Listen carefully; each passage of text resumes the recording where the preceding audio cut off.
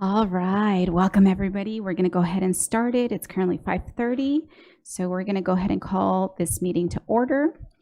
We're going to do 1.2 presentation of colors. The presentation of colors will be held by San Gregorio High School, California Cadet Corps, led by Major Christopher Knudsen, 308th Battalion.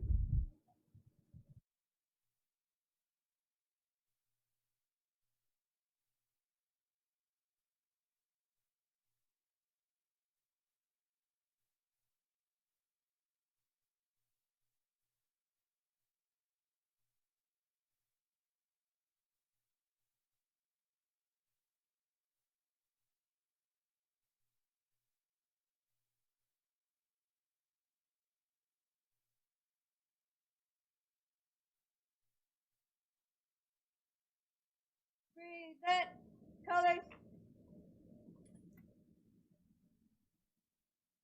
All right, at this time, I would like to go ahead and call Ms. Nova up to the front to lead us in the Pledge of Allegiance, please.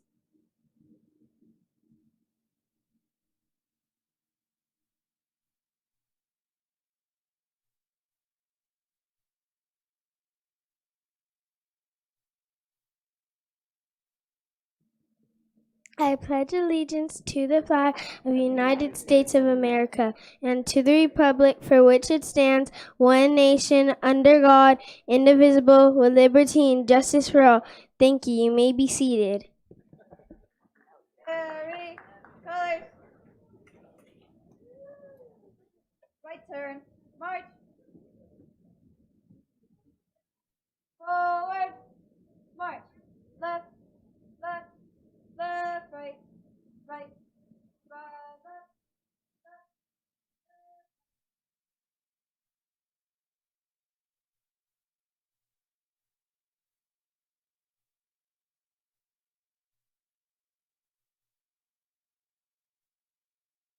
Thank you. Let's go ahead and give them a round of applause.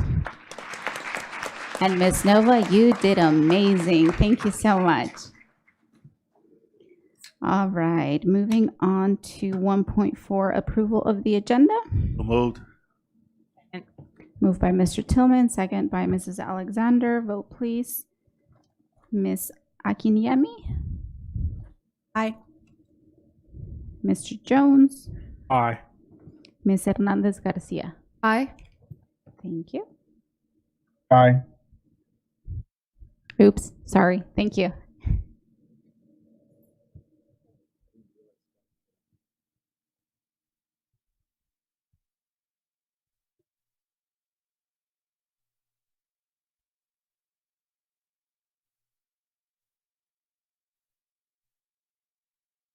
Motion carries. 2.0 special presentations and recognitions. I will now pass the microphone over to Ms. Maria Garcia for the next few items. Thank you, President Ceballos. Good evening. My name is Maria Garcia, and I have the pleasure of serving as Communications Manager. Tonight, we have several recognitions, and I would like to start by kindly asking that our board members and Superintendent Arellano please take the front row so you can enjoy this beautiful cultural presentation.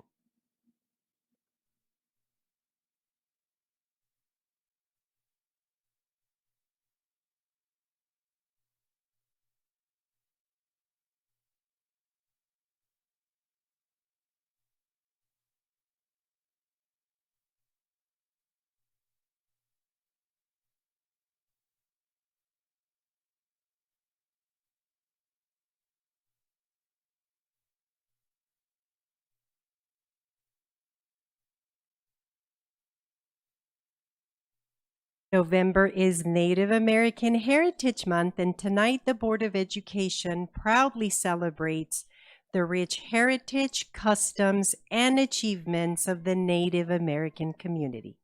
To help us mark this special month, please welcome Maquio Olin Ocelot, a group devoted to preserving and honoring the sacred cultural heritage of the Mexica people. Their vibrant dances are more than movement and rhythm. They are living prayers that connect past, present, and future, embodying the spiritual essence of their ancestors. I now welcome the Makil Olin Ocelot.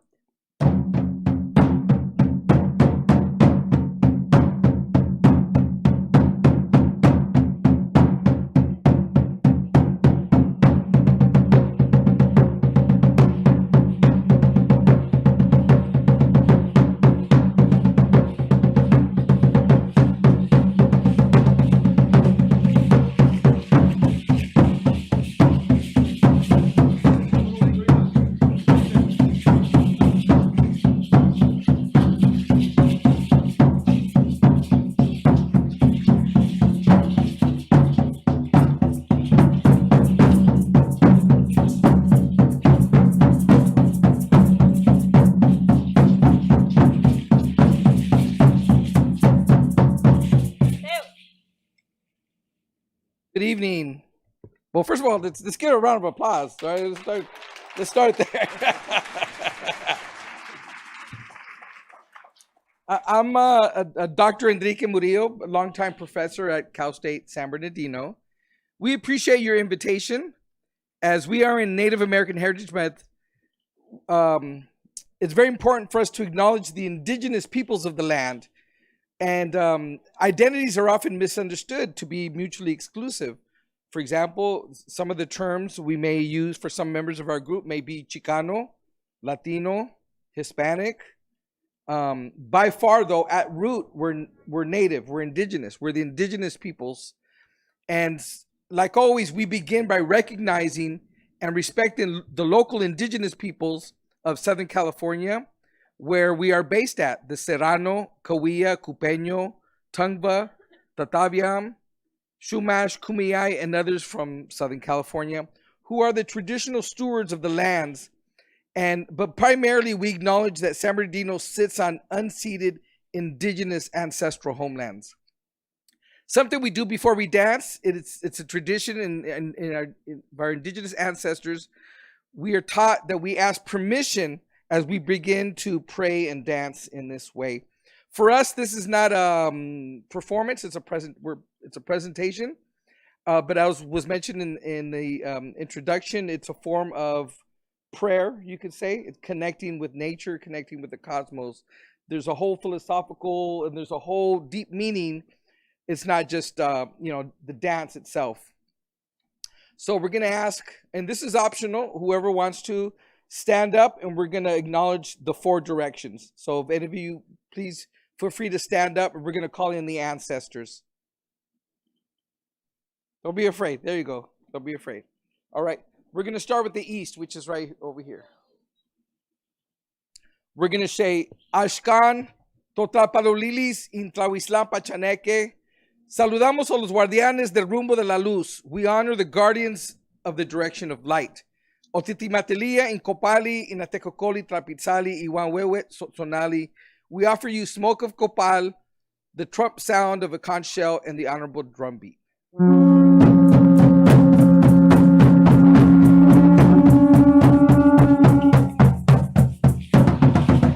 And now we make a 180.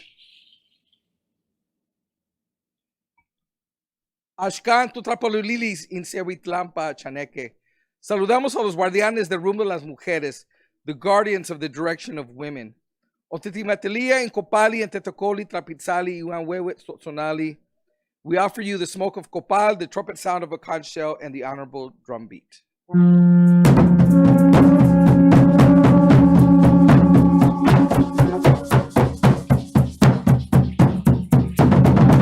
Okay, then now to the south, behind me.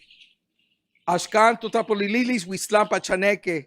Saludamos a los guardianes del rumbo de las espinas luminosas, the guardians of the direction of the shining spines. Otetematelia, Incopali, Tetocoli, Trapitzali, Uenwewe, Sotzonali. We offer you smoke of copal, the trumpet sound of a conch shell, and the honorable drumbeat.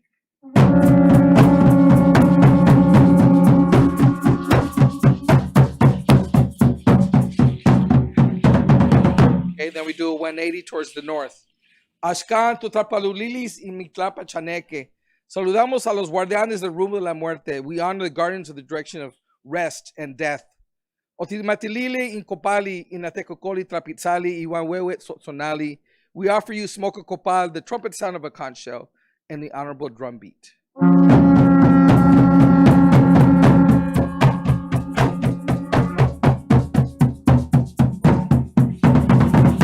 Now we'll return to the center, which is the fifth point, Father Sky.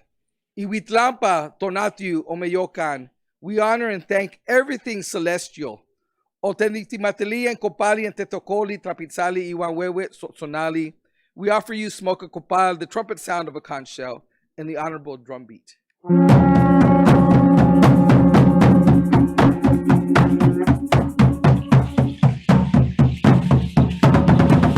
And finally, we look down towards Mother Earth.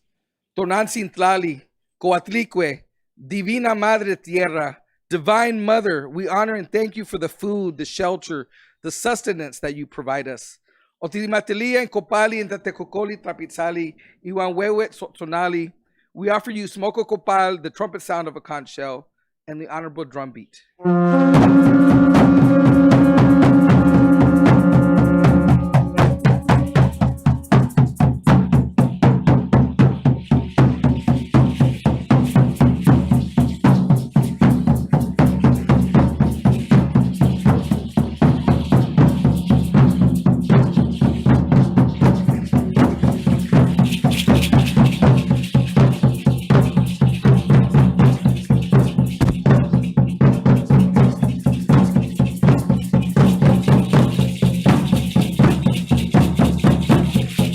You may be seated. You may be seated.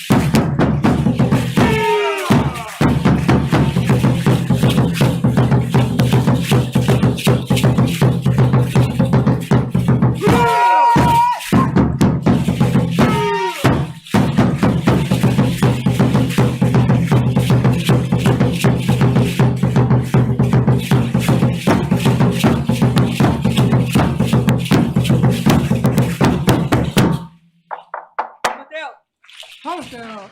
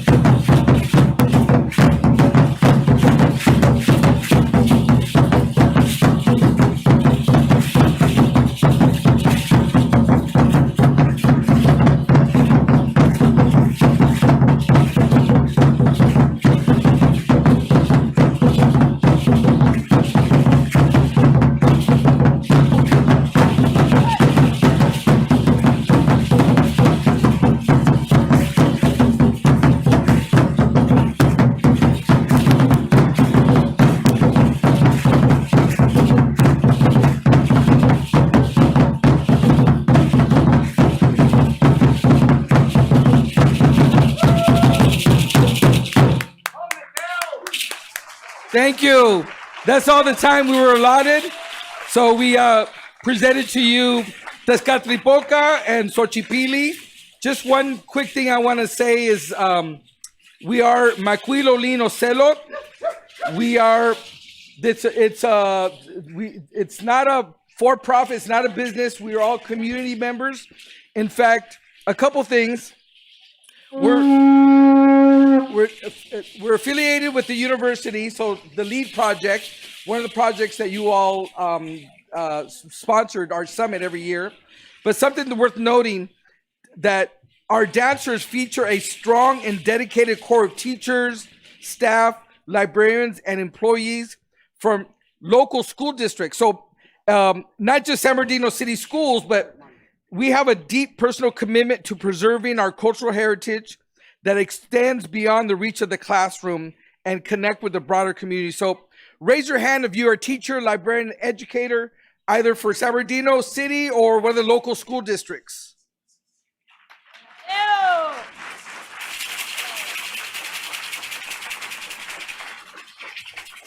Thank you for your time. Thank you.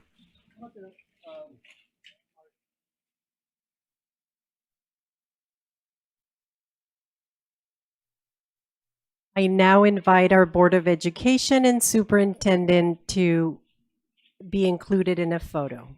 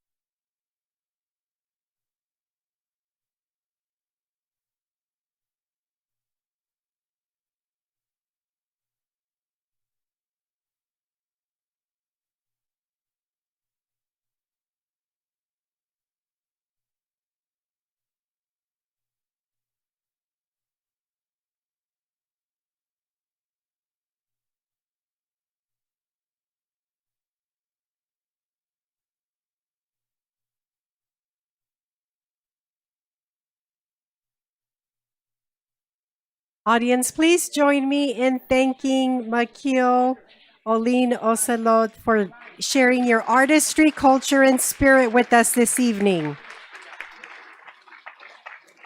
We appreciate you helping SBCUSD mark Native American Heritage Month.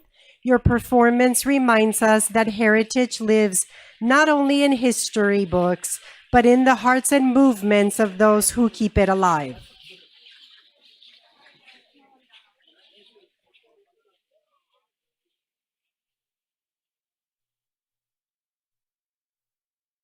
Board and Superintendent, may I please ask you to come back for the remaining recognitions this evening?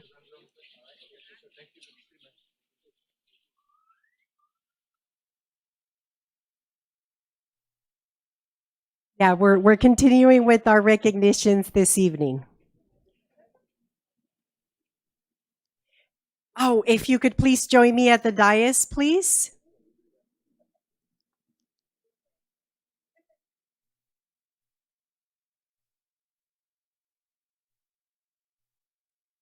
Now it is time to turn our attention to our high-achieving students. The Board of Education is proud to recognize the award-winning San Gorgonio High School, California Cadet Corps for earning top honors in last year's California Cadet Corps 11th Brigade competition. These outstanding students exemplified discipline, leadership, and teamwork, values that represent the very best of San Bernardino City Unified. San G Principal Jorge de la Torre Would you please make your way to the front along with Major Christopher Knudsen? Jorge appears to not be here. Would Major Christopher Knudsen please join us? Students, when I call your name, please come forward. Earning individual major awards from San G High School are Alyssa Morales, first place, first year cadet category. A sophomore, Alyssa went on to earn second place in the California Cadet Corps State in the first year cadet category for the entire state of California. Let's give her a round of applause. We also have Ivan Quintero, first place, non-commissioned officer category.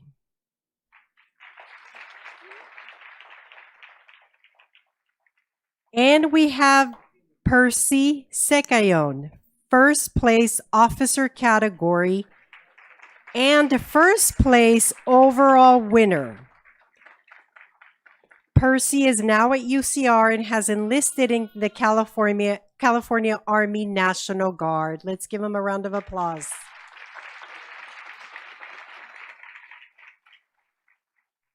And now we will do a photo opportunity as we congratulate the San Gorgonio High School California Cadet Corps with another round of applause.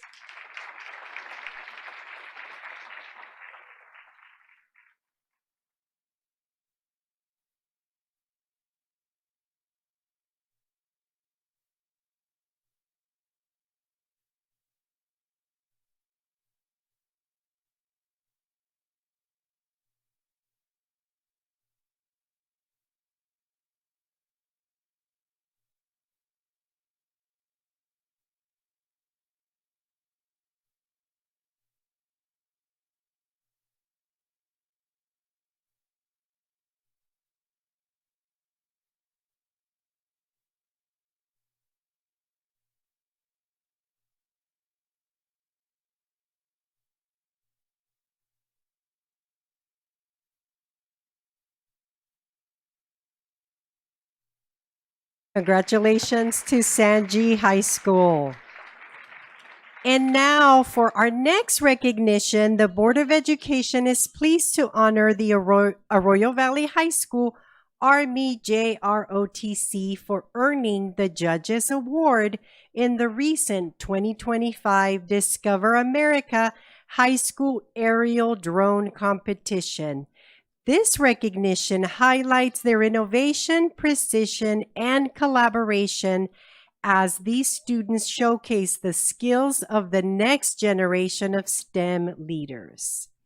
First, I'm going to ask AVHS Vice Principal Candace Adamson and Army JROTC Advisor Major Rick Williams to please join us at the front.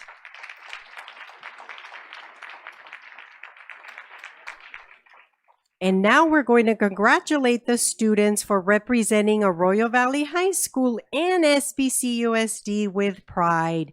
Students, when I call your name, please make your way forward. Coder and co-captain, Dominic Anweiler. Chief pilot, Haley Ramirez. Communications, maintenance specialist, and co-captain, Brian Ramirez Almaraz. And co-pilot, Jose Villalobos. Audience, this group of students truly deserves a huge SBCUSD round of applause because this team of students beat out some of the best in Orange County and San Diego.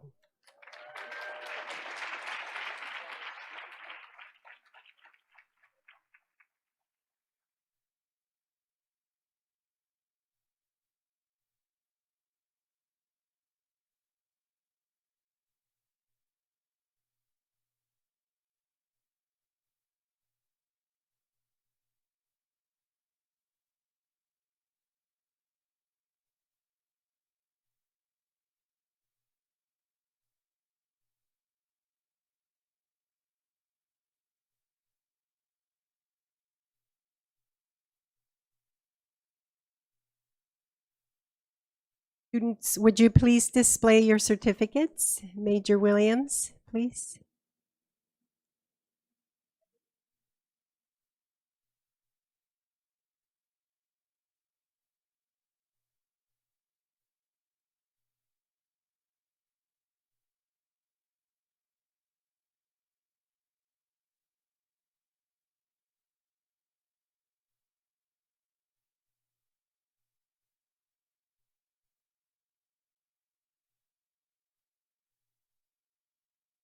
Congratulations to these future leaders.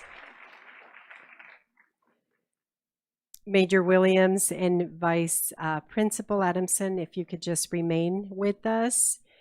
We have another recognition. The Board of Education proudly recognizes the Arroyo Valley High School Army JROTC students for earning second and third place honors in the 2025 JROTC Raider Challenge Meet. Their success is a testament to perseverance, physical strength, and teamwork, all core qualities that define the JROTC spirit. We commend these students for their exceptional performance and for bringing distinction to their school and our district. First, let's invite Master Sergeant Jeffrey Hudson to join Major Williams, the board, and superintendent.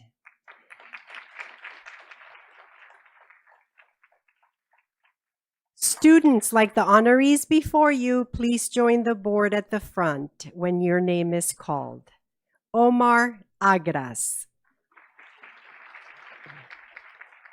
Brian Baker. Jasmine Castañeda. Xochitl Flores. Maya Forge.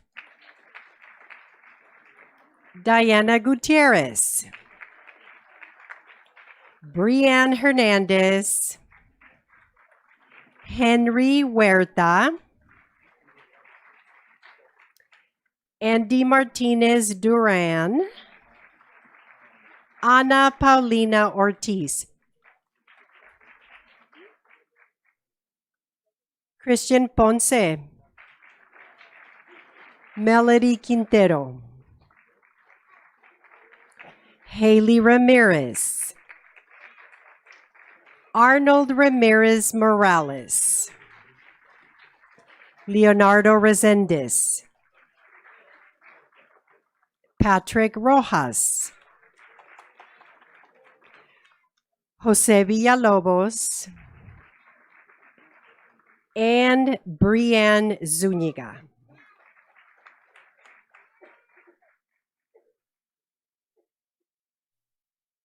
At this time, we're going to do a group photo.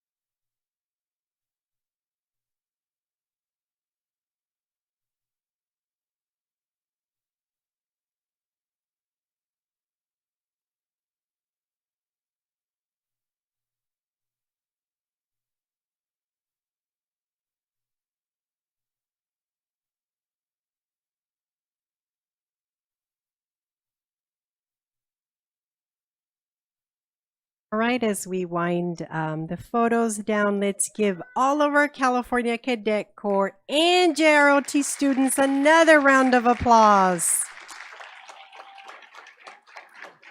We want to thank the dedicated instructors and the advisors who guide these students every step of the way. We want to thank their families for supporting them. And students, your leadership is shaping confidence, discipline, and pride. To all our cadets and JROTC students, we're so proud of you. Keep leading with character and representing your schools and our district with honor. All right, now we are proud to recognize the Inland Empire Children's Book Project as the San Bernardino City Unified School District Outstanding Community Partner for November. This remarkable organization has helped ignite a lifelong love of reading by placing thousands of free books into the hands of children across our school district. Their belief is simple yet powerful. Every child deserves to have books of their own at home. Since its founding, the Inland Empire Children's Book Project has worked hand in hand with our schools, teachers, and community volunteers to make literacy accessible for all students. By removing barriers and building bridges through books, they have strengthened our classrooms, enriched our families, and supported the district's vision of equity and excellence for every child.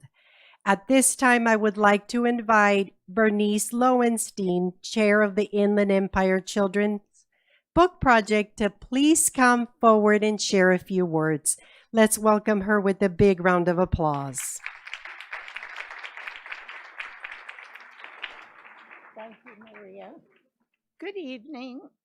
On behalf of the Inland Empire Children's Book Project, I want to thank Board Chair Myra Ceballos, Vice Chair Mary Ellen Abeles Grande, and the members of the Board of Education.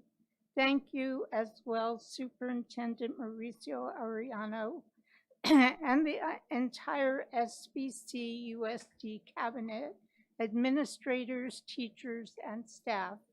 Your partnership makes it possible for us to put books directly into the hands of children across the district.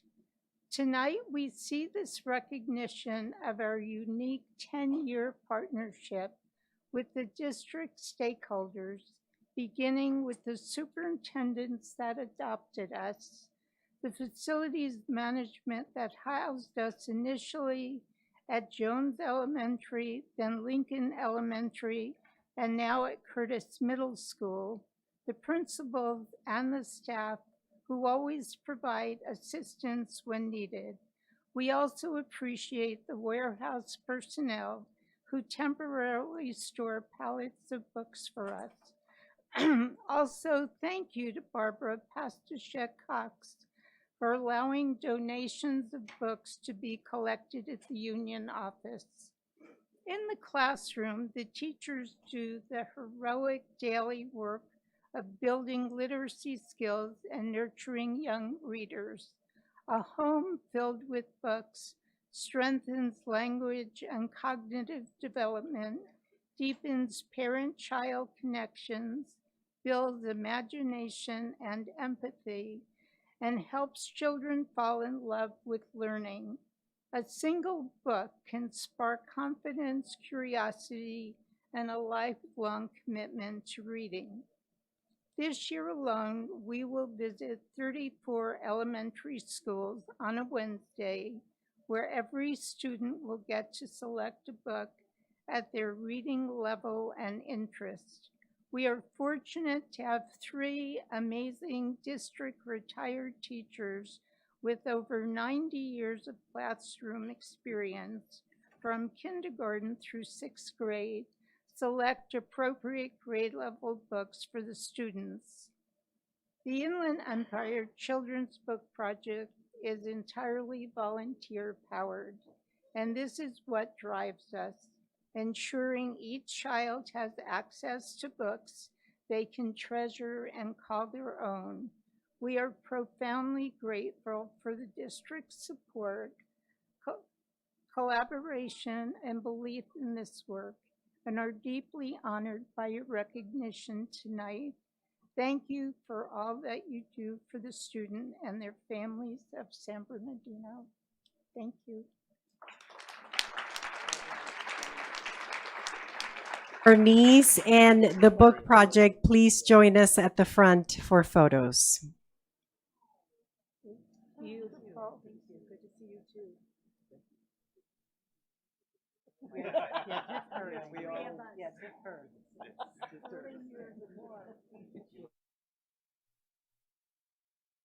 Thank you once again to the Inland Empire Children's Book Project for your continued partnership and dedication to nurturing a love of reading in every child.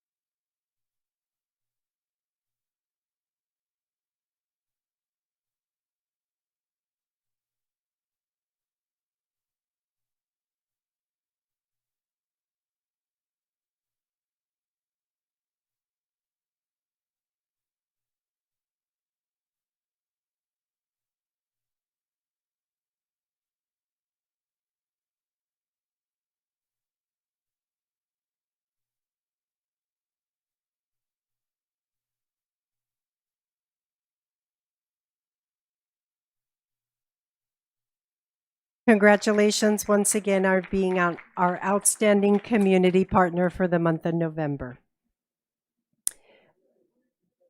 Okay, we're just settling into our recognitions. We have a lot to celebrate. This evening, the board is also proud to recognize the students, parents, grandparents, guardians, volunteers, and staff from Arrowhead Elementary School, Wilson Elementary School, Chavez Middle School, and Middle College High School. Students are being honored for their hard work and academic success. Parents, grandparents, guardians, and volunteers are being recognized for their meaningful involvement and positive impact on students' lives. Our employees, both certificated and classified, are being celebrated for their dedication and commitment to supporting our schools and ensuring every student's success. All of tonight's honorees will receive a certificate of appreciation from our Board of Education. Student and parent award winners will receive free tickets for their family to attend the San Bernardino Symphony.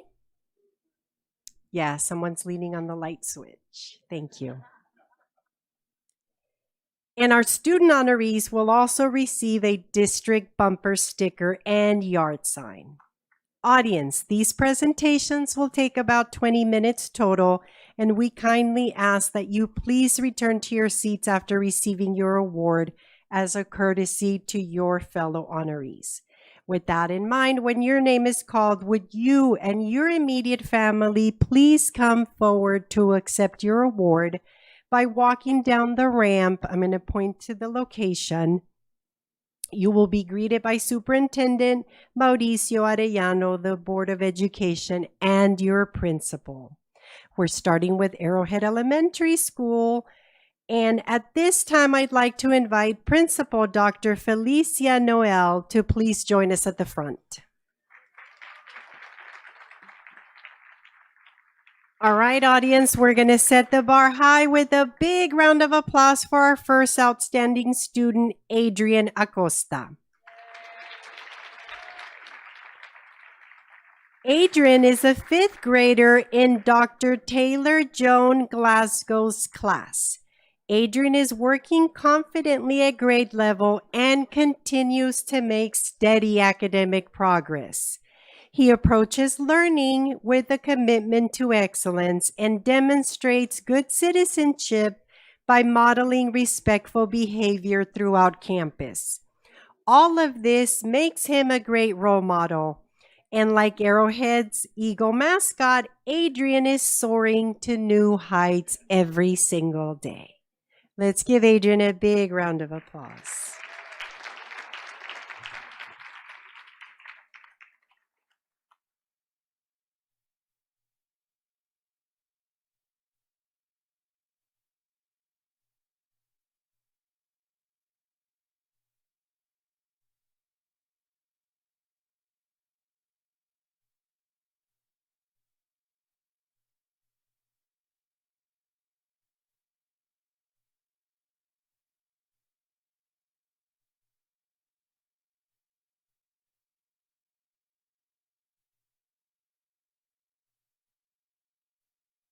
Let's keep that energy going for Kenzie Arrington, a first grader in Alejandra Castañeda Corona's class.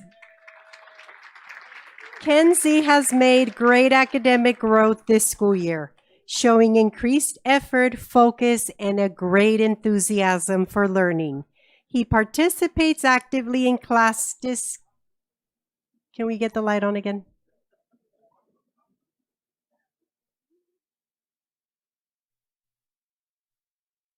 Kenzie participates actively in class discussions and puts forth his best effort in every assignment.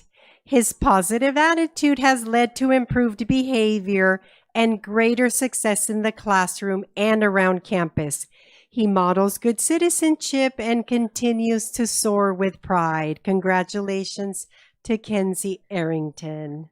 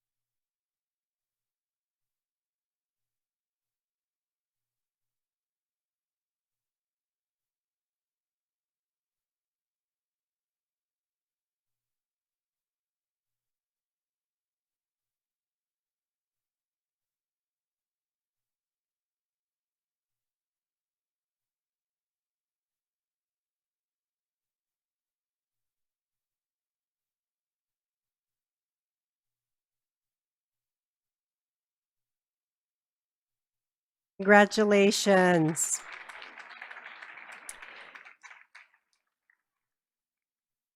Our first Outstanding Parent Award winner is Alexis Sandoval. Alexis supports Arrowhead as a member of the school site council and by representing the school on the district advisory council, ensuring the Arrowhead community's voice is heard. Her positive spirit makes a lasting impact on students, staff, and families. Alexis's children, Eduardo and Savannah, and the rest of her family must be so proud of her. We're so grateful for parents like Alexis. Let's give her a round of applause.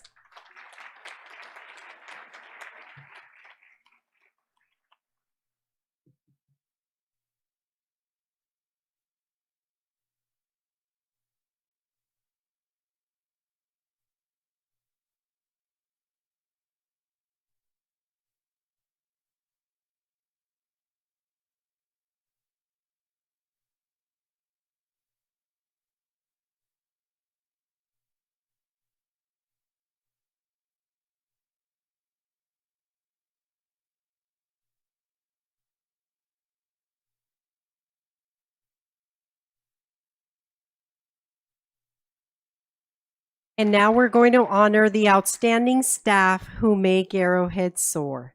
Attendance assistant Xochitl Ochoa provides exceptional support to students. Xochitl, come on down.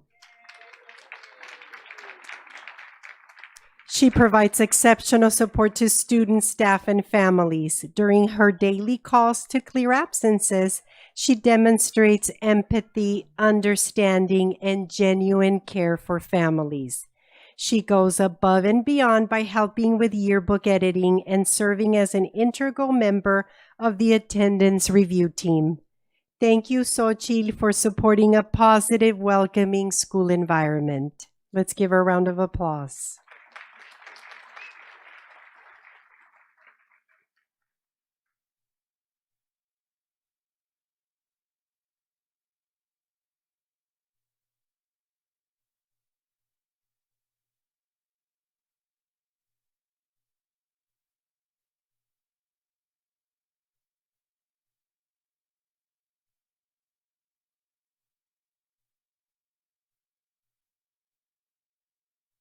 And now for our final Arrowhead Elementary honoree, first grade teacher Alejandra Castañeda Corona. Alejandra lives out the district's operating values every single day. She believes in the human potential of every student and every colleague. Her spirit of collaboration brings people together to reach shared goals. She demonstrates professionalism and equity through compassion and fairness, and resilience and innovation through creative solutions that challenge students. Alejandra truly shines. Let's give her a round of applause.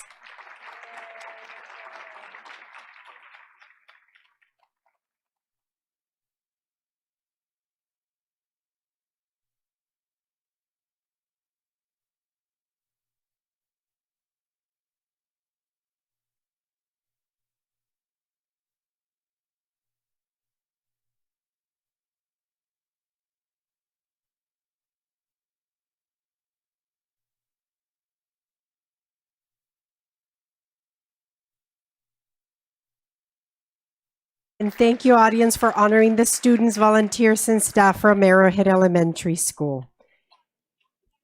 And thank you, honorees, for returning to your seats. Now let's keep that energy going by giving a big round of applause as we welcome Wilson Elementary School and Principal Robert Madrigal. Please help me welcome third grader Emmanuel Reyes and his family. Emmanuel consistently demonstrates a positive attitude, strong work ethic, and kindness toward his classmates. He has a curiosity for learning, always striving to do his best in every subject. He also gladly helps and supports fellow classmates. He is a wonderful example for his peers to follow. Congratulations to Emmanuel for always striving to learn more.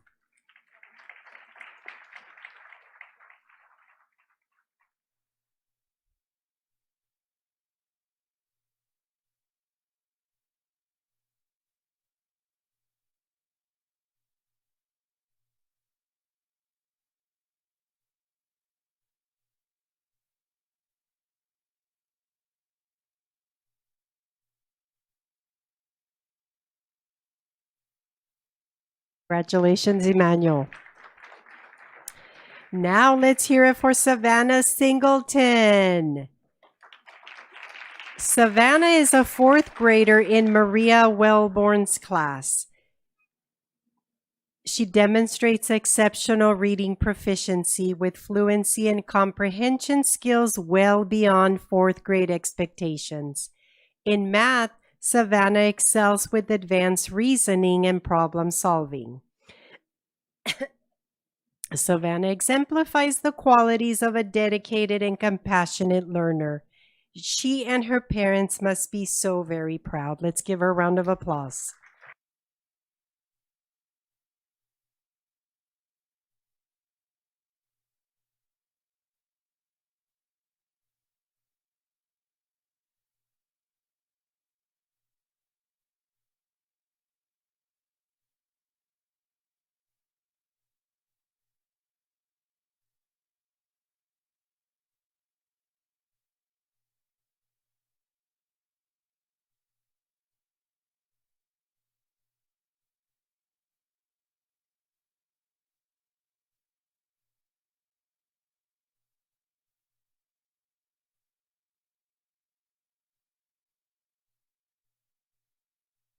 And Savannah Singleton. Ana Gonzalez is a Wilson Wildcat, and she is our outstanding parent. Ana actively serves on the school site council, offering valuable insight and support in shaping school goals. In addition, she regularly volunteers at school events, always willing to help and build positive connections with students. We truly appreciate Anna's commitment to making Wilson a better place for everyone.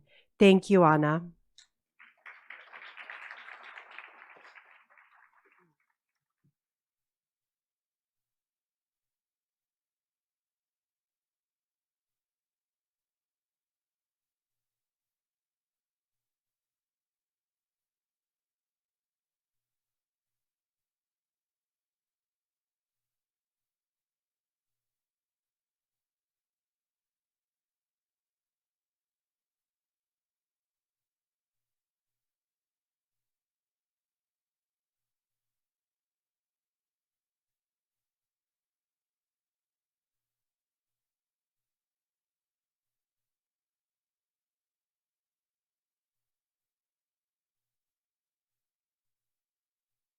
And now our next honoree is Custodian 1 Romelia Mariscal.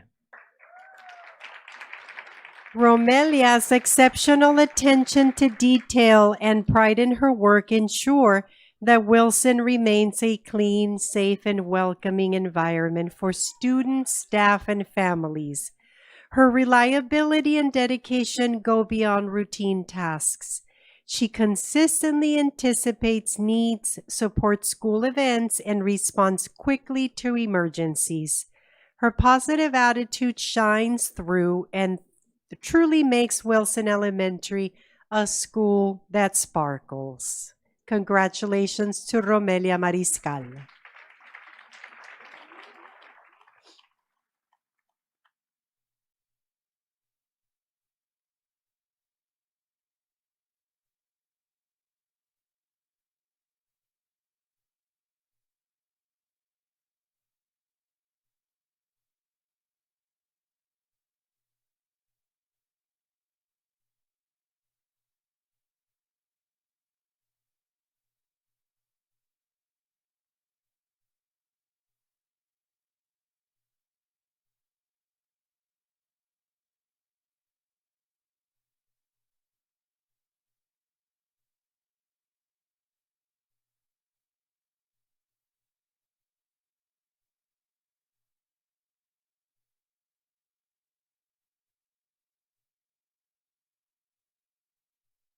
Our final Wilson honoree is teacher Al Mesones.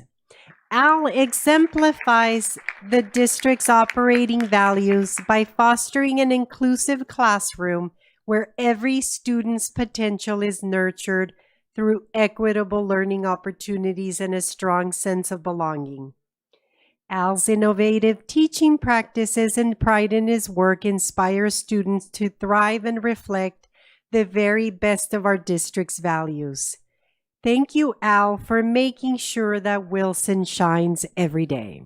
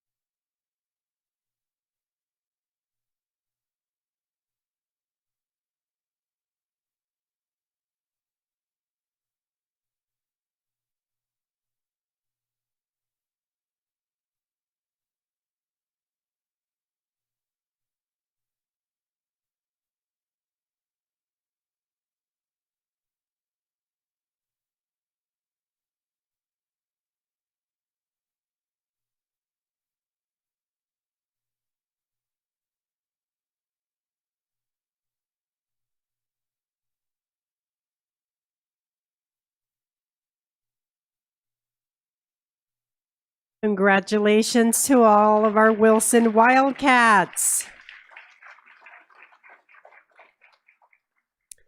Okay, now it's my pleasure to welcome the Cesar Chavez Middle School Rattlers and Principal Zachary Peters.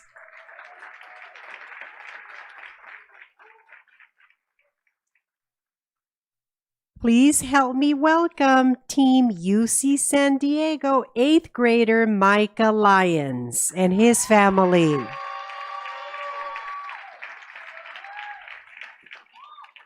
Micah is a shining example of what it means to be an outstanding scholar at Chavez Middle School.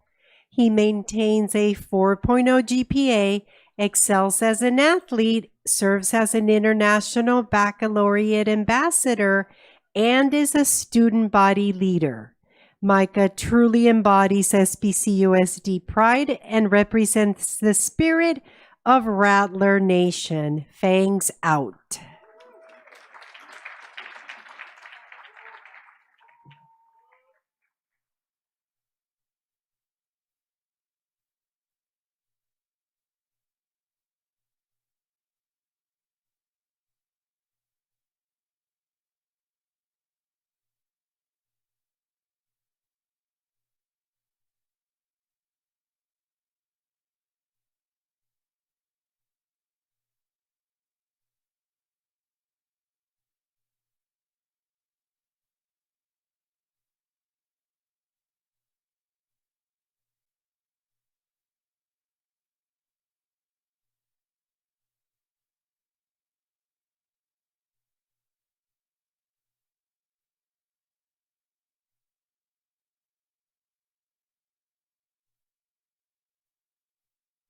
Congratulations to Micah Lyons.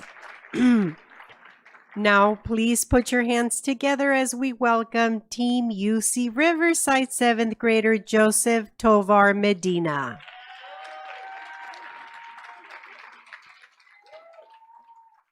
Joseph is an all-around outstanding student who models what it means to be a Cesar Chavez Rattler. As a native Spanish speaker, Joseph is working hard toward full English proficiency while also keeping up with his other subjects.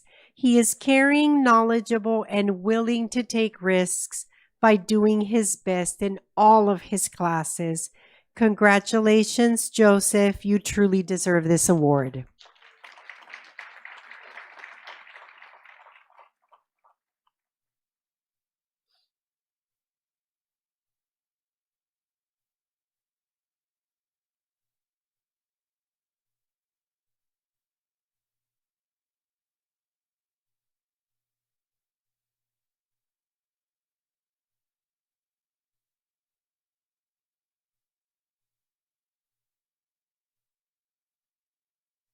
Let's hear it for Joseph Tovar Medina.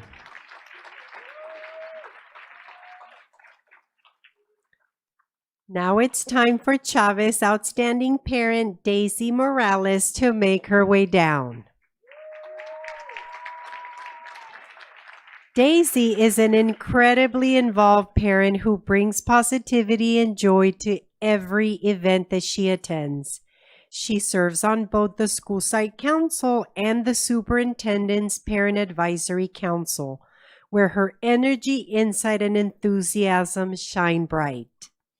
Daisy truly embodies a spirit of family partnership that makes the Rattler Nation shine. Thank you, Daisy, for everything you do for Chavez.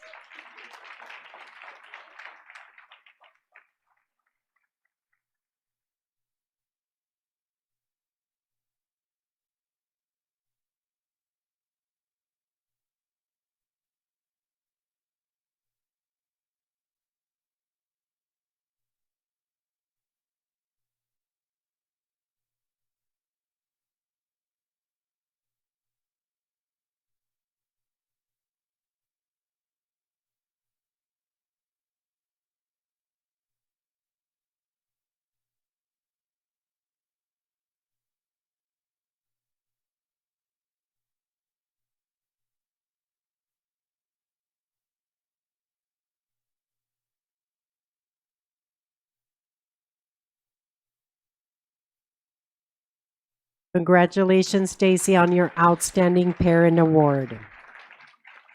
Now, please welcome Secretary 3, Rebecca Becky Matthews.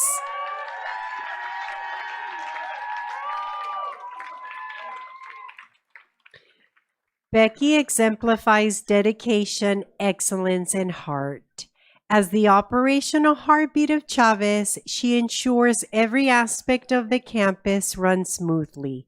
For 20 years, she has been the go-to for staff, students, and families, offering support, solving problems, and creating a welcoming and very organized environment that reflects the pride of Rattler Nation. Becky leads by example, helping our entire community shine brighter.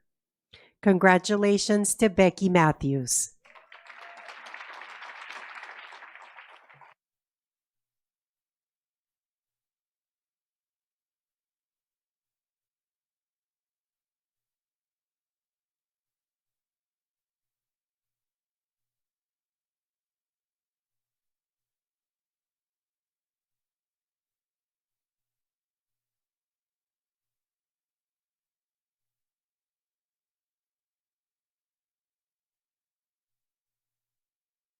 Audience, please help me welcome Science and Design teacher Sabrina Campbell.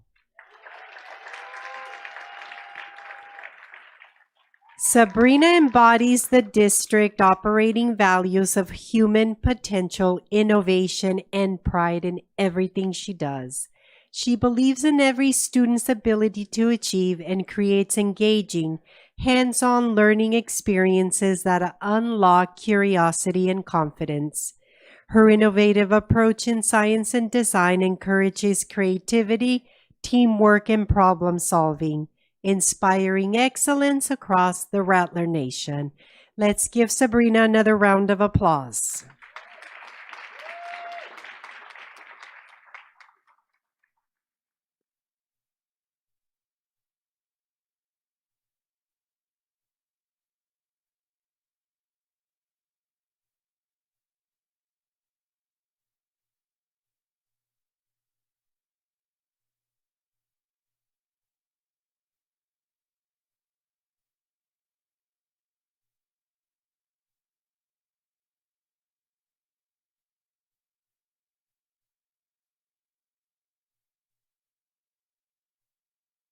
Let's give another round of applause to all of our honorees from Chavez Middle School. And now our final Outstanding Achievement Award honorees come from Middle College High School. Before we move forward, would Student Board Member Brisa Hernandez Garcia please stand with your family?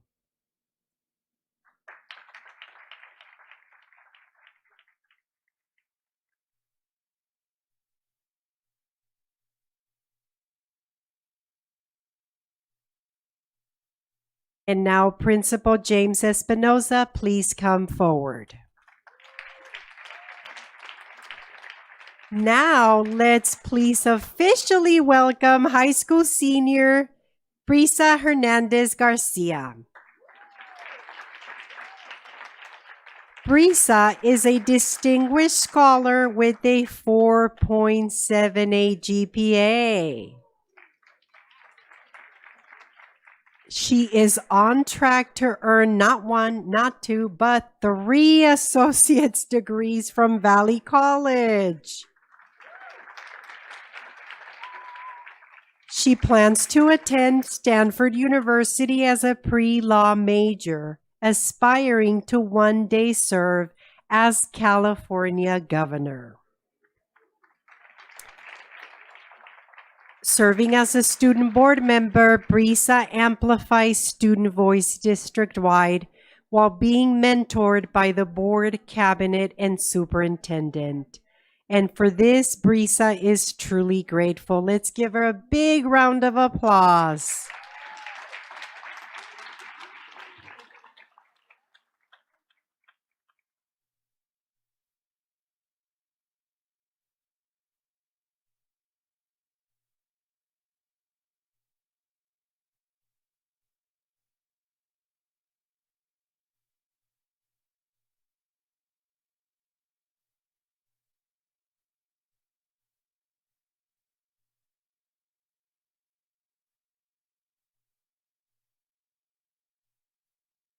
Congratulations to our student board member.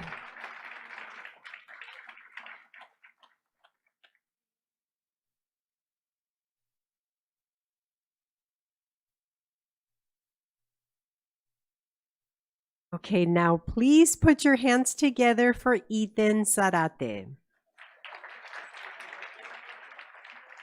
Ethan has earned a 4.7 GPA and is on track to earn multiple associate's degrees from Valley College.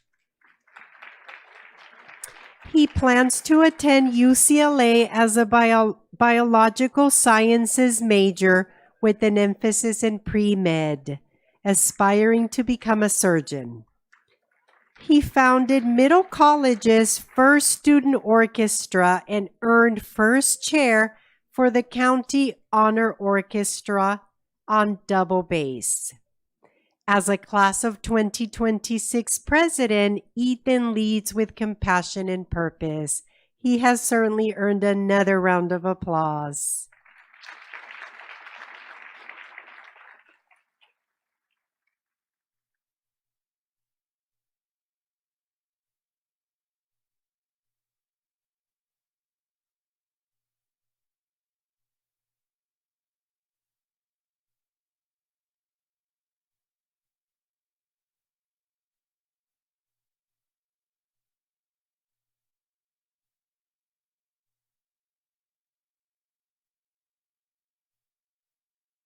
Okay, don't go anywhere. Will the Zarate family please remain standing, although we are going to need you to switch places. Because now it is time for Ethan's mother, Ashley Zarate, to take center stage as Middle College High School's Outstanding Parent Award winner. Let's hear it for Ashley Zarate.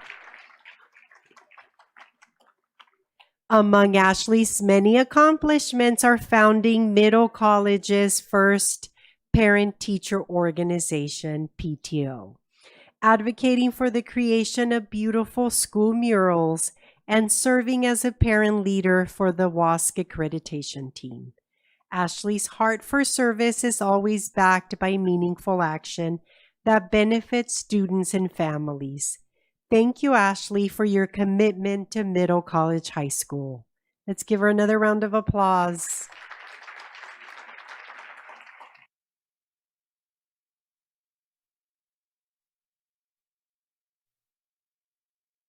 Audience, now please help me welcome Secretary 3, Stephanie Ramirez. Stephanie leads with purpose, advancing the school and district vision every day. As the heart of the office, she connects the principal, staff, and community with grace and efficiency. Whether she's welcoming district staff, teams of educators from across the state, or parent and community leaders, Stephanie hears everyone, sees everyone, values everyone, loves everyone, and shines always. Congratulations, Stephanie. Let's give her another round of applause.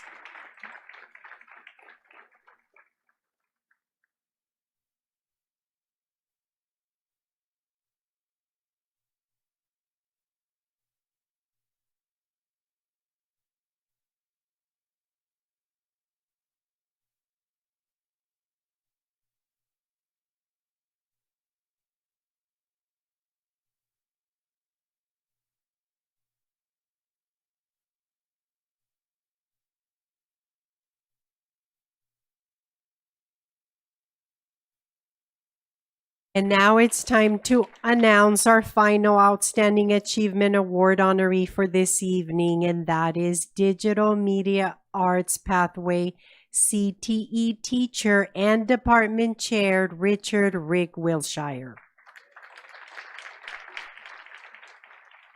Under Rick's visionary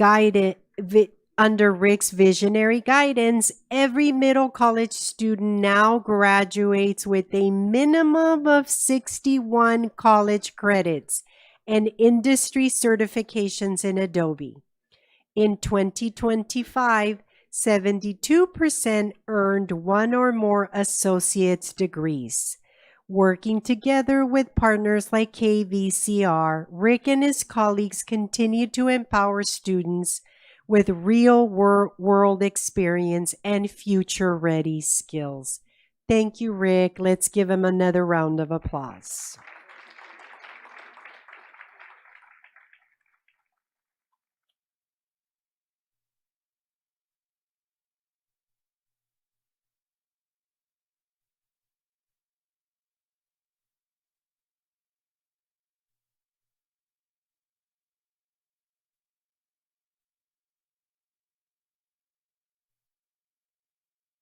And that concludes our recognitions for tonight. Thank you, members of the board, superintendent, and cabinet. Would you kindly return to your seats on the dais? And thank you to our gracious audience for showing your support of your fellow honorees. We send a special thank you to 5th District San Bernardino County Supervisor Joe Baca Jr. and the San Bernardino Symphony Orchestra for supporting this evening's honorees. Student honorees, please remember to pick up your yard sign from our team member at the door before you leave the community room. This concludes this evening's special presentations. At this time, I'll turn the floor over to Board President Myra Ceballos. Thank you. Thank you so much, Ms. Garcia. Let's give them a round of applause once again. Great job. Amazing. All right, we're going to go ahead and move on to 2.6, Resolution in Recognition of National Special Education Day. And I will go ahead and ask Mr. Jones if he will read that for us, please.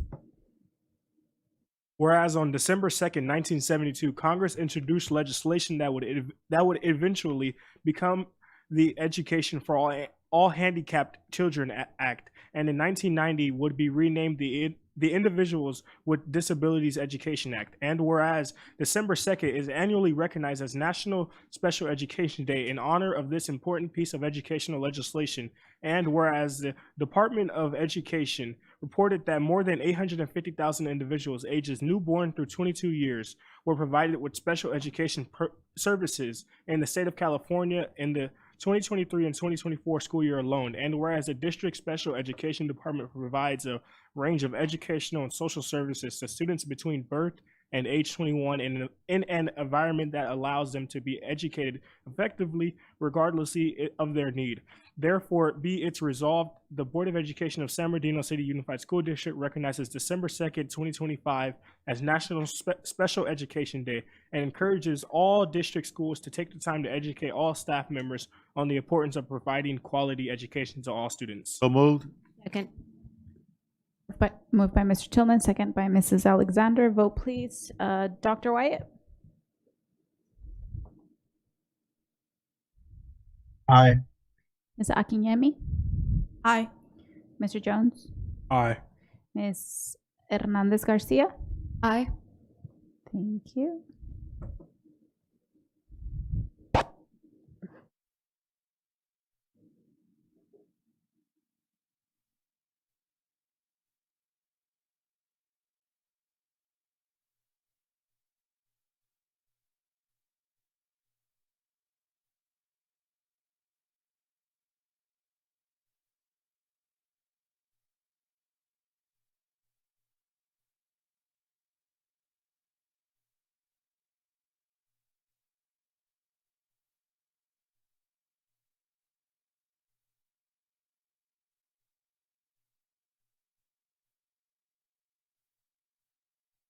Did it pass? Passed, yeah.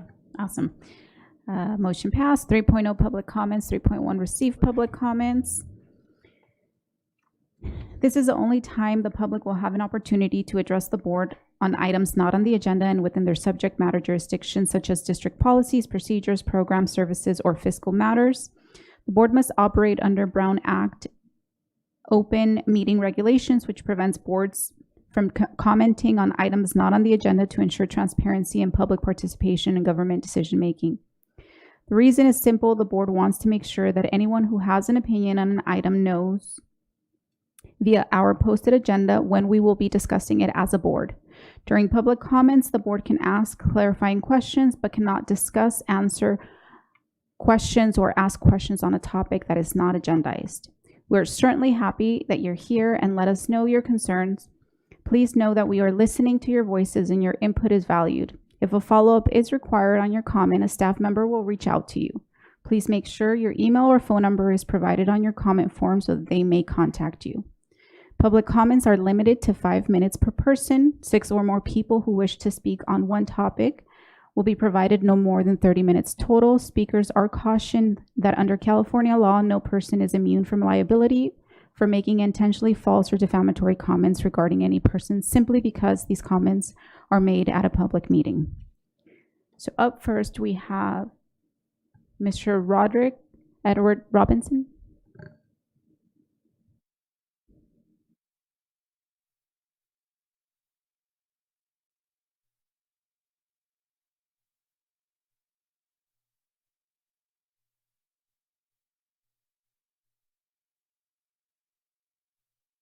Hi. Hit the button at the base. Hello, everyone. Hello. I came here to speak on a certain topic. Then I seen all these faces I've never seen before. I said, man, I've been working with the district that long. I only recognize maybe 2 faces up there. But anyway, for those of you that don't know me, my name is Rodney Robinson. And I've been working with the youth in San Bernardino at least 20 years. And the base of our program is the district is behind us. So I wanted to start off by saying I appreciate the board for allowing our program to be able to use, we do football and basketball. And we help a lot of the students out of the city, you know, attain scholarships to college. And we start them at a young age. So if we didn't do what we do when they like 5, 6 years old, then, you know, we just trying to keep something rolling. That's been going, like you guys recognize the Jaden Daniels. My son, Rodney Robinson, just graduated from Boise State. So we just trying to continue the grind and keep it going. But I was running up against a couple of things as far as like facility use. Now it's not a problem, like they've done a great job by keeping us in the gym, but we're a self-funded program. So when we bring these kids up, when they get in high school, we take these kids out to play in Nike tournaments. It's very expensive. We fly them out of state. It could easily be $6,000 to $10,000. And our program is totally self-sustainable. But I just been running into a problem with as far as like really just one facility as far as like Indian Springs. I'm not here to cause a problem. I'm more like, hey, can we sit down with the AD and figure this out? Just trying to see if we can improvise. I only need that gym for tournaments once a month, out of 30-something days. You know what I mean? So that's basically what I'm here for, trying to figure something out because it's hard to communicate. You put in the request through Facilitron, and then it gets denied. But then recently I saw another program, and it was an AAU program. They got the date, and I booked mine out 4 months ago. So I'm just not trying to cause a problem, but I know once we sit down, and also a lot of our staff work in all the schools now. That's what we're doing. We're taking over all the schools. So I'm coaching at Cajon. This is my first year coaching basketball at Cajon. And I got coaches at San Bernardino High and Pacific. So not only our travel ball program, but we're planting ourselves in all the schools. So as far as the schedule, I'm figuring out the schedule on my own pretty much. But like you said, if the gym is open, then you got somebody that can go over top of that and deny the request. So I just had to, and the tournaments are great for our city. Our kids can't even really afford to play AAU. In other cities, it costs $300 a month. And like I said, we fund it. So that's the kick. We helping the underprivileged here. So I need these events to go on at least, it's just one day. It's only one day I'm having a problem with.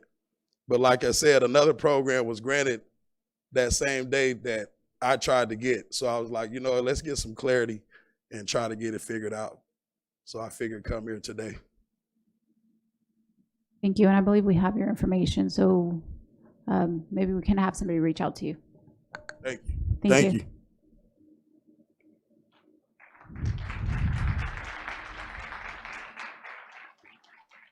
All right. That was the only public comment. So we're going to go ahead and move on to 4.0 public hearing. 4.1 public hearing regarding the charter renewal petition for SOAR charter. And on October 1st, 2025, Mrs. Tricia Lancaster, lead petitioner for SOAR Charter Academy, submitted a charter renewal petition to the Charter School Operations Department. A public hearing will be held to consider the level of support for the charter petition. It is appropriate at this time to conduct a public hearing. I will now open the public hearing. Ms. Hopwood, would you, oh, there you are. Go ahead and please. Oh, good evening. Good evening, President Ceballos, Vice President Aviles Grande, board members, Superintendent Ariano, and Cabinet. My name is Ernestine Hopwood. I'm your Oversight Director for Charter Schools, and with me is Suki Alawalia. I just learned I'd been pronouncing her name without the ia at the end tonight, so I'm correcting that. I'm righting my wrongs here as we speak. And Suki's our attorney and has been with us for a number of years. Tonight we do have SOAR Charter Academy, who is one of 12 charters. This year we do have 2 charters that are renewing their petition. And so tonight you will not vote. This will be a presentation that's done by SOAR to show the amount of support and to give you just an idea of, how the last, not 5 years, but 8 years have gone since we had 3 years of a freeze on renewals with COVID. So they have not been before the board for 8 years, and I look forward to them presenting as much information as they can within the time allotted. So without further ado, I will turn it over to Tricia Lancaster, who's the leader of the renewal petition. And so I'll have Suki say a few words, as she hasn't been here for a minute either. Good evening, everyone. As Ms. Hopwood indicated to you, you're going to be conducting a public hearing on SOAR. The decision will be made by the board at a meeting in January, and prior to that meeting, the staff will be submitting a recommendation that includes all of the findings, including educational, fiscal, operational, etc. SOAR has been a longstanding charter in this community. They have a lot of public support, a lot of support from the board as well. So I don't expect this process to be something that we're going to come back to you and recommend that significant changes be made to their petition. However, as Ms. Hopwood said, it's been 8 years. Lots of things have changed. So we'll be reviewing the petition, some of the operational aspects of it, and then making recommendations as appropriate so that when we come back to you with the staff report, there will be no outstanding questions. Of course, if the board has any questions of me tonight, I'm prepared to respond to the same. And if between now and the time that the staff recommendation is posted, if you have any, if you could direct those to Ms. Hopwood or to Ms. Applegate, and I'd be happy to respond to those as well. Thank you. Thank you. At this time, if Ms. Lancaster and any public speakers, can make their way maybe closer to the front. Thank you so much. And I'll turn it over to you. All right. Good evening, everybody. It's been a minute since I've been in front of you. My name is Tricia Lancaster. I'm the executive director and one of 5 co-founders of SOAR Charter Academy. We opened our doors in 2008 with 150 kindergarten through 3rd graders and 8 staff members. And I am standing before you right now representing 435 TK through 8th graders and 68 staff members. So it definitely has been a minute, and we are really blessed to be in San Bernardino and being in front of you. SOAR's focus has been on the whole child, on leadership, on character education, and community service. And some of the things that I am extremely proud of is first our SOAR staff. We are a family and we do this hard work together, and it is hard work.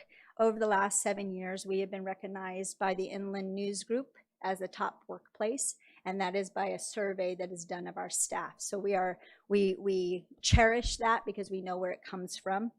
Second, we became a Leader in Me school back in 2016, and Leader in Me is based on the 7 Habits of Highly Effective People by Stephen Covey.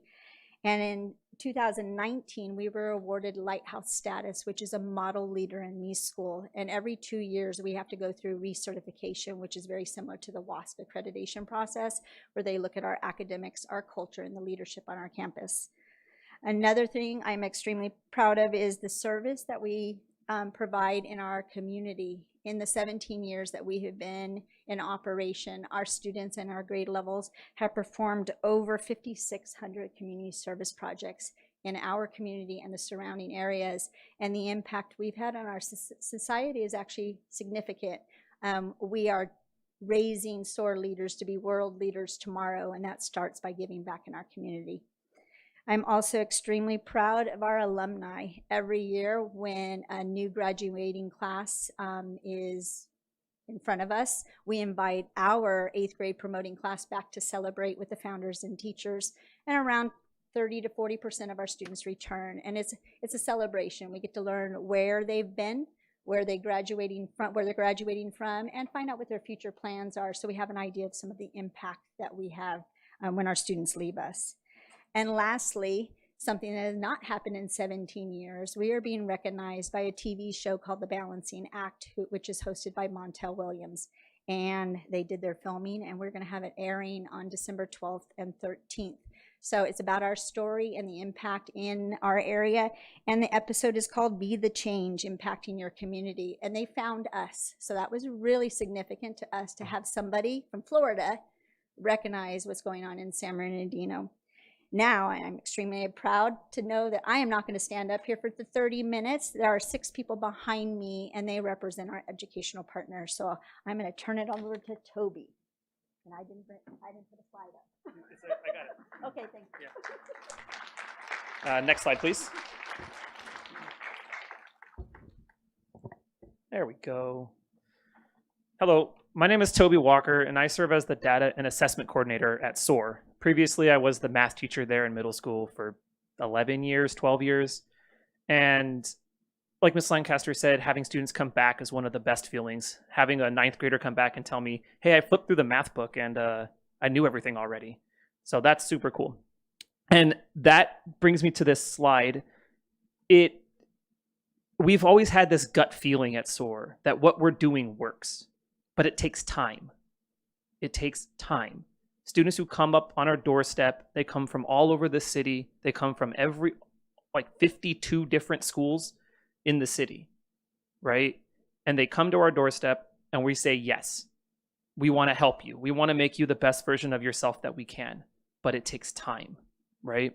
And so some things that I want to highlight with my time here, being the numbers guy, so I'm going to talk math at you for a while. The graph on the screen illustrates the difference and relationship between how long students have been at SOAR. So on their first day, they're in their 0th year, right? They haven't completed a year yet, versus like a 7th grader finished their 8th year with us if they did kindergarten through 7th grade, right? And the graph clearly shows that the longer students stay with us, the better they do, right? Like that's the number one key takeaway. I want to look at some specifics though, right? Look at the green line, please. The green line represents attendance, right? That is like the plague to every school in everywhere in America is how do we get kids to come to school? Well, our data show that it's length of time they've been there, right? They care about the programs, they care about the school, they care about the people, they show up. The longer they stay with us, the better their attendance. Numerically, it's like 65% of students on their first day, that 0th year, that cohort, 65% of them meet our success criteria for attendance. But it's like 100% of the students that have spent 8 years with us meet the success criteria, right? That's a lot of ADA, that's a lot of funding, that's a lot of learning going on in the classrooms. All right, let's consider the blue line, the important one, academics. A student in their 0th year at SOAR, right, their first year at SOAR, has a 35% chance to meet our standards academically because they come from everywhere, right? SOAR is a rigorous statement. Students with outstanding academic results is literally in our name. And so, yeah, school's hard. So they're a lot less likely to be successful versus students who have completed their 8th year with us. It's like 74%, more than double, right? It takes time. It takes time.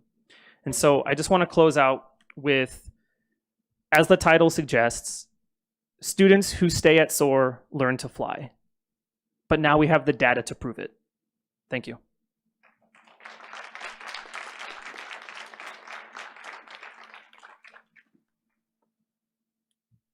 Hello, my name is Tamika Thomas, and I am the Community Schools Coordinator at SOAR. Before I was the Community Schools Coordinator, I was the Discipline Counselor, the very first, and I wanted to highlight some of the partnerships that we have at SOAR. As Community Schools Coordinator, our goal is to connect our students and our community to the community. So the amazing part of my job is everything that we do at SOAR is not only for our students and our family, but it's also for our community. So anyone that has any need is able to come to SOAR and receive the needs that they may need. As you can see in this beautiful collage of things, we have partnered with many organizations, including Hazel Health. This is one of my favorite because our students are able to get medical and mental health services on our campus, as well as Hop, Skip, and Drive. We spent a lot of money to make sure that our kids got like Uber services to be able to be at school. We also had St. John's Community Health, Care Solace, and the list goes on and on. What I really love about our school is we have a community closet that many of our parents that are in the audience, they donate their new or used clothes. So if a student has, since we have the little ones all the way to 8th grade, if they have an accident, if their pants rip, if anything happens, they can come to our clothes closet and get clothes. This keeps students in the classroom. This keeps them at school instead of having to be sent home. In addition to that, anyone from our community can also come to our clothes closet and get clothes. It has been amazing for people to say, I saw this in a Facebook group. I saw this on on a poster somewhere, and they're able to come into our school. So what we're doing at SOAR is not only for our amazing students and families, but it's for the surrounding community. I'm going to stay up here and support one of our amazing students that wants to share how SOAR has benefited her.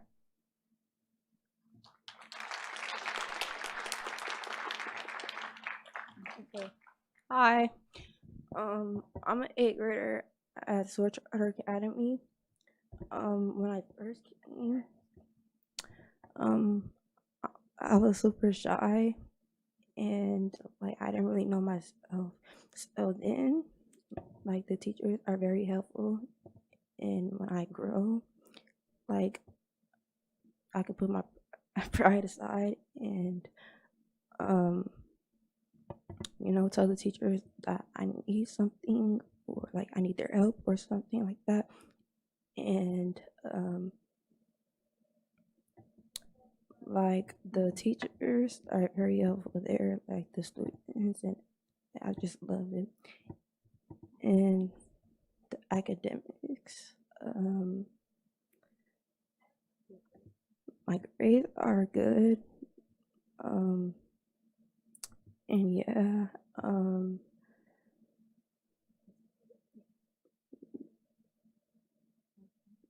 no, yeah. Okay.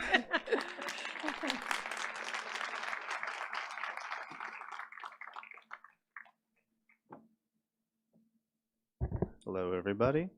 See some familiar faces up here. Some of my fellow mom mobbers are up there. So my name is Matthew Montana, and I'm here to represent the parents of SOAR children and to speak a little bit about the impact that SOAR Charter Academy has had, not just on my children, but on my family. So I have 2 children who attend SOAR, an 8th grader and a 3rd grader. And they've both attended SOAR since the beginning of their academic careers. Very proud to say that we would not want to be anywhere else. And we chose to enroll our kids at SOAR because of many factors. The main factor is SOAR is just much more than a school to us. SOAR is a culture. As Ms. Lancaster said, SOAR emphasizes the 7 habits of highly effective people, also known as the Leader in Me program. So SOAR empowers students to be leaders from very early on. Obviously, this includes my children. They're encouraged to take responsibility and be accountable for their actions and attitudes. They're taught to have a plan and to set goals. They are taught to prioritize and be disciplined and organized. They consider the needs of others and look for ways for everyone to win. They seek first to understand, then be understood. They value other people's strengths and learn from them. And they understand that a balanced life is a healthy life. So each of these habits is being instilled not just in my own children, but in every student at SOAR. And I see it because I volunteer for SOAR at many different events, and I see it every time I deal with these children. So it's amazing to see. Like I said, an example of this is I got to see my son, who doesn't like to really speak in public, but he did go in front of the class, in front of the school, and led an assembly one time. So that was really cool to see. And all kids lead all the assemblies. They do all the different announcements. They do all the different speaking. So it's really awesome to see them do that and be leaders up there. As I said, SOAR is more than just a school. SOAR is a community. Each student takes part in community service projects to address needs in their own neighborhoods. And parents are also very involved in those activities at SOAR. So all of these different activities have helped bring me and my kids closer together, and also with their friends and with their teachers and all the different support staff. I experienced this again personally by chaperoning a few field trips up to the mountains for a couple nights, to the beach for like a science camp. And it's amazing to get to spend time with these kids, with my kids and these other kids, other parents and the teachers, and it brings us all really closer together. Again, SOAR is just much more than a school to me, and to us, SOAR is a mindset. School is a place for learning, obviously, but SOAR takes a holistic approach to learning that is much more than academics. As Toby kind of showed, this, academics is important, but there's a lot of other things that go along with it. SOAR doesn't just teach you what to think, they teach you how and encourage you to discover your own personal gifts. My kids are completely different from each other. They're complete opposites, One loves to play sports, and he's found a home at SOAR playing basketball and flag football, which they just won the championship recently, so cool for that. I get to see him, play with his friends and hang out with his friends there, and they're all supported by the staff. A lot of people attend those games, and it's awesome to see everybody there supporting, like we see the support here today. My other kid's more of an artist, and SOAR has programs to nurture that in him as well. SOAR is more than a school. It's a family of students, parents, teachers, and support staff, all dedicated to creating this special environment where students are empowered to become the world leaders of tomorrow. SOAR Academy is much more than a school, and I can honestly say that I would not want my kids to be anywhere else. Thank you.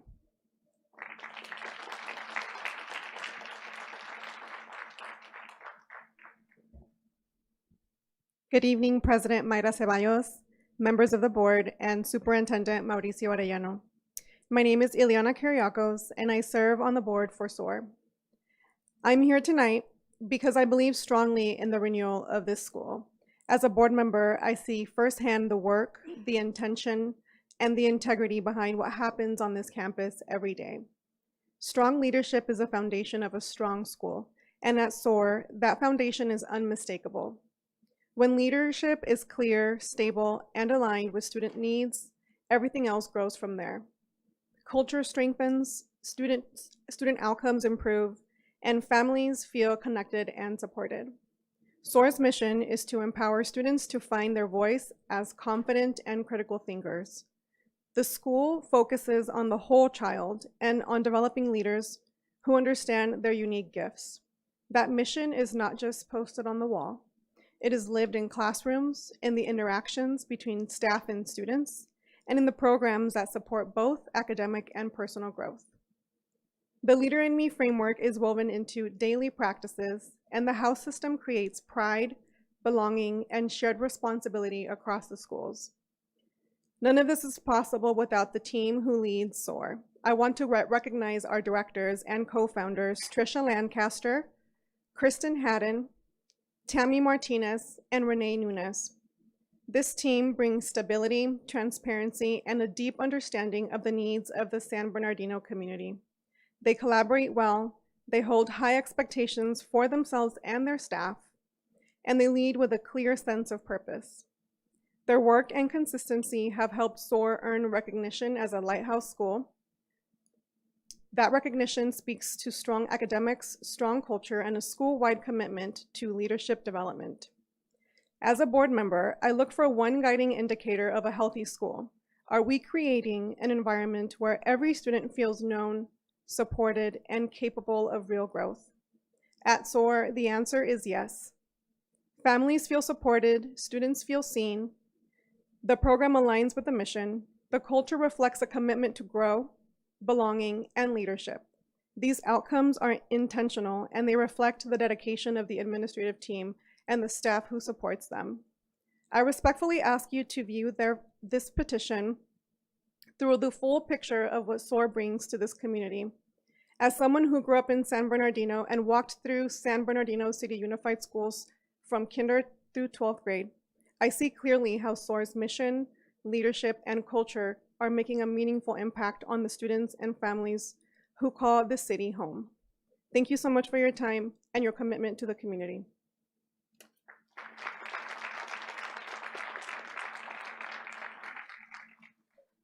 Good evening. My name is Mateo Cisneros, and I stand as a very proud alumni and former employee of SOAR Charter Academy.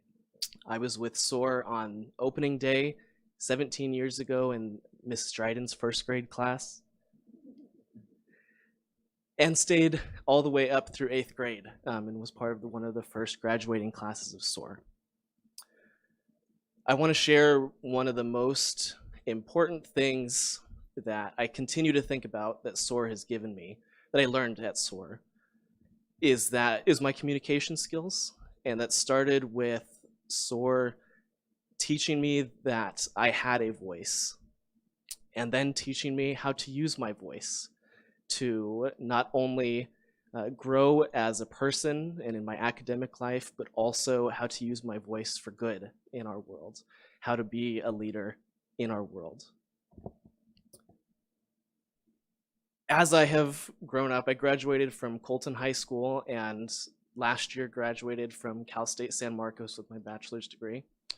I have since decided that I want to become a kindergarten teacher in our community. And so much of that came from the inspiring and dedicated teachers that I learned from at staff, many of them at SOAR. Many of them are here in the audience and are still teaching at SOAR.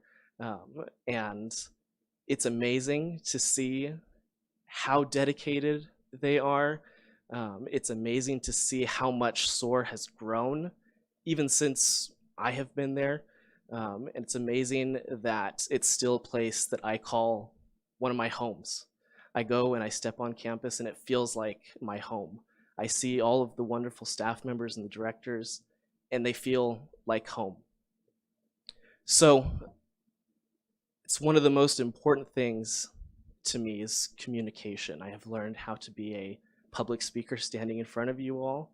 I've learned how to use my voice for good, and I have learned that I want to be part of educating the next generation of our students in our community.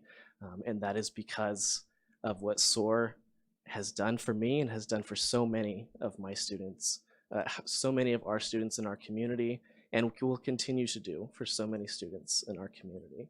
So thank you very much for your time, and thank you very much to SOAR for giving me and helping me become who I am today. Thank you.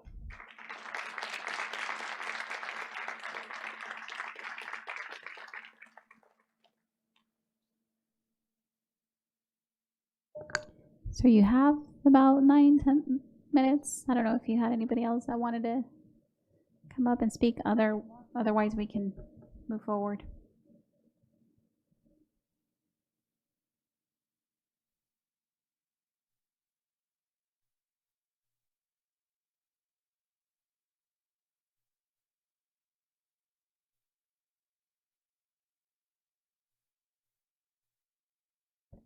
Hello, my name is Nathan Gonzalez and I'm a student of SOAR.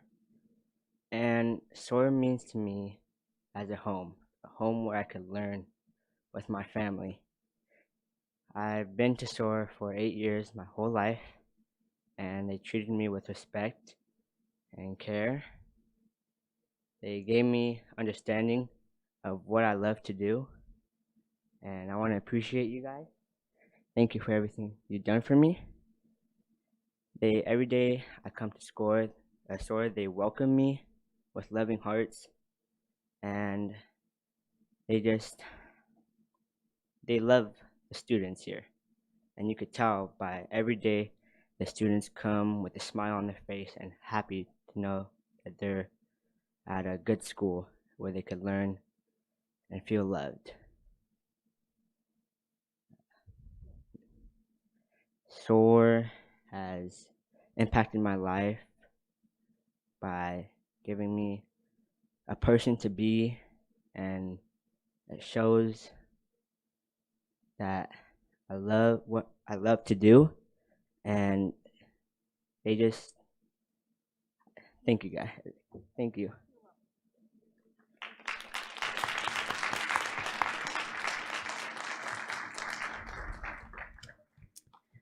All right. All right, awesome. So we're going to go ahead and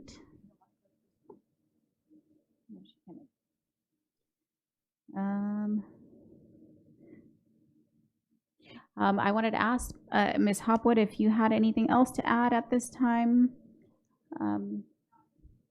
Okay, awesome. So I will go ahead and close the public hearing at this time.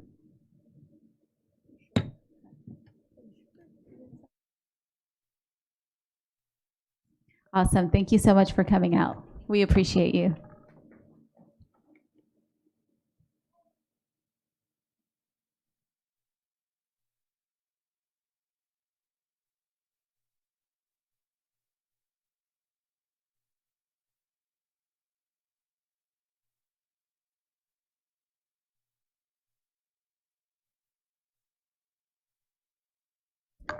Okay, so 5.0 closed session, 5.1 closed session, public comments. Do we have any?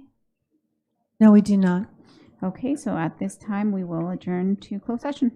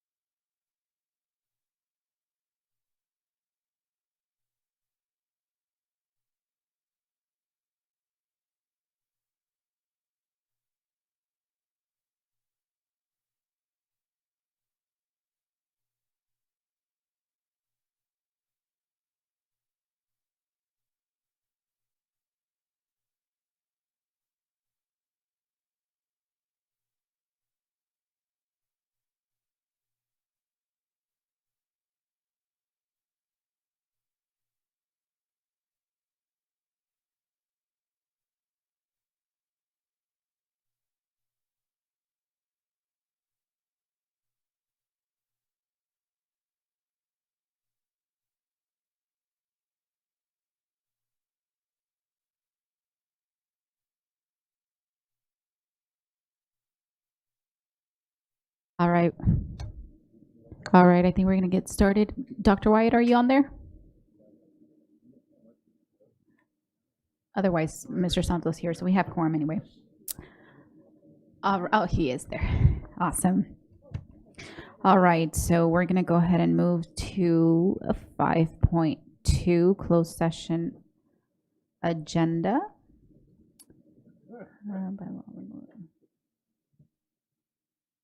6.0 action reported from closed session. That's where we're at. 6.1 approval of the elementary school principals.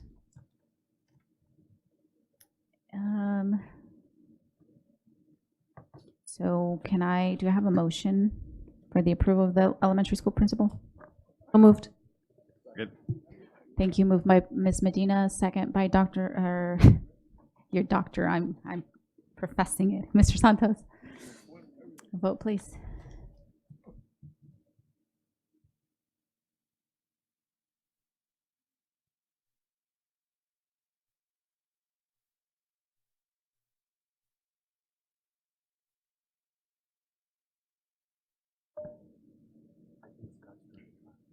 Dr. Wyatt? Aye. Thank you.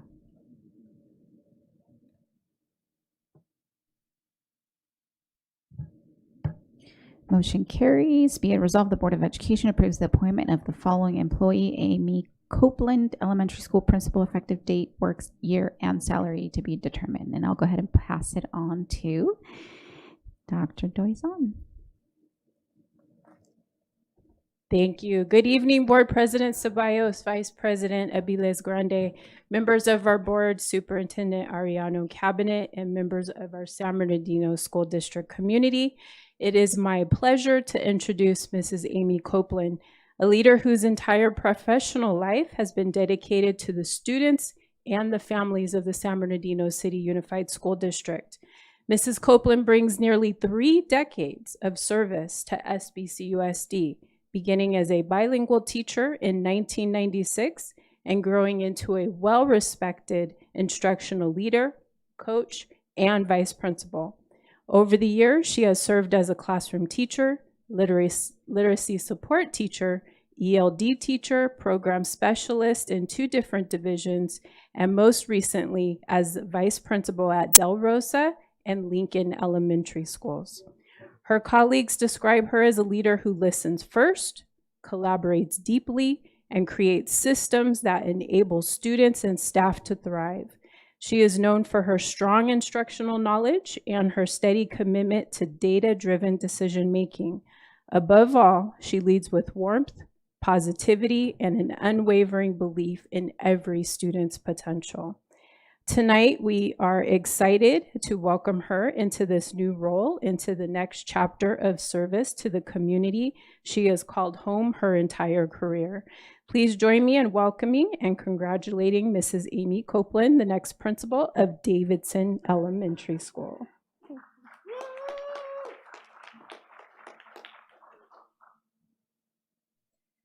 Thank you.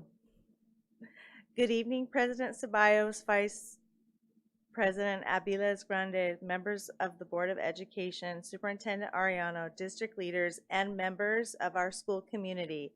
I want to begin by saying thank you. Thank you for this incredible opportunity and for the trust you've placed in me to serve as the next elementary principal. It's truly an honor to serve in a district and a community that values collaboration, inclusion, and continuous growth. Throughout my 30 years in education, one thing has remained constant: my belief that we achieve the greatest success when we learn and lead together. For me, that means creating a school where every child feels seen, valued, and supported, where teachers are empowered to grow, families are welcomed as partners, and every member of our school community contributes to a shared vision of excellence.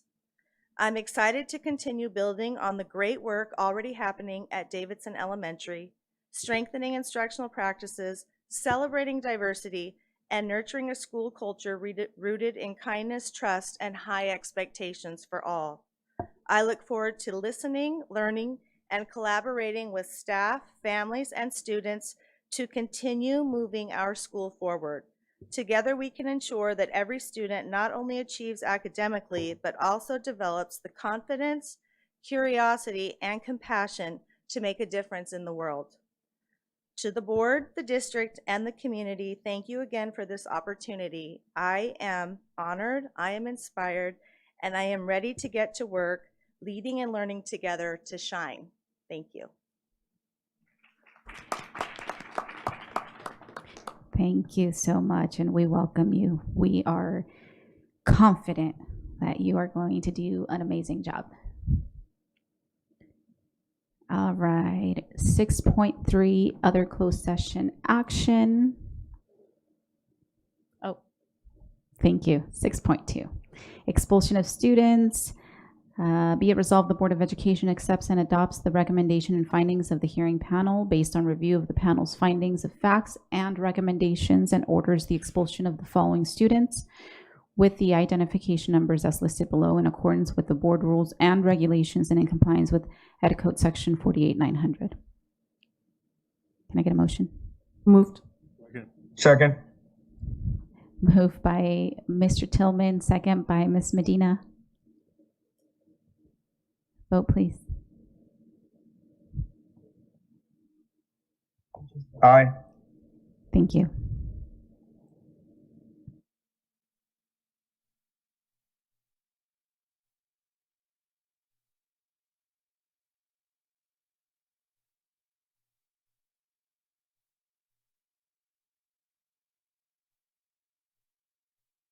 Motion carries. 6.3, other closed session action. Be it resolved, the Board of Education accepts the notice of recommendation for disciplinary action and statement of charges to suspend without pay pending dismissal, and to dismiss the following certificated employee from his or her employment with the district, HR-CERT-25-26-01ER. Moved. Second. Moved by Mr. Tillman, second by Mr. Santos. Vote, please. Dr. Wyatt? Aye.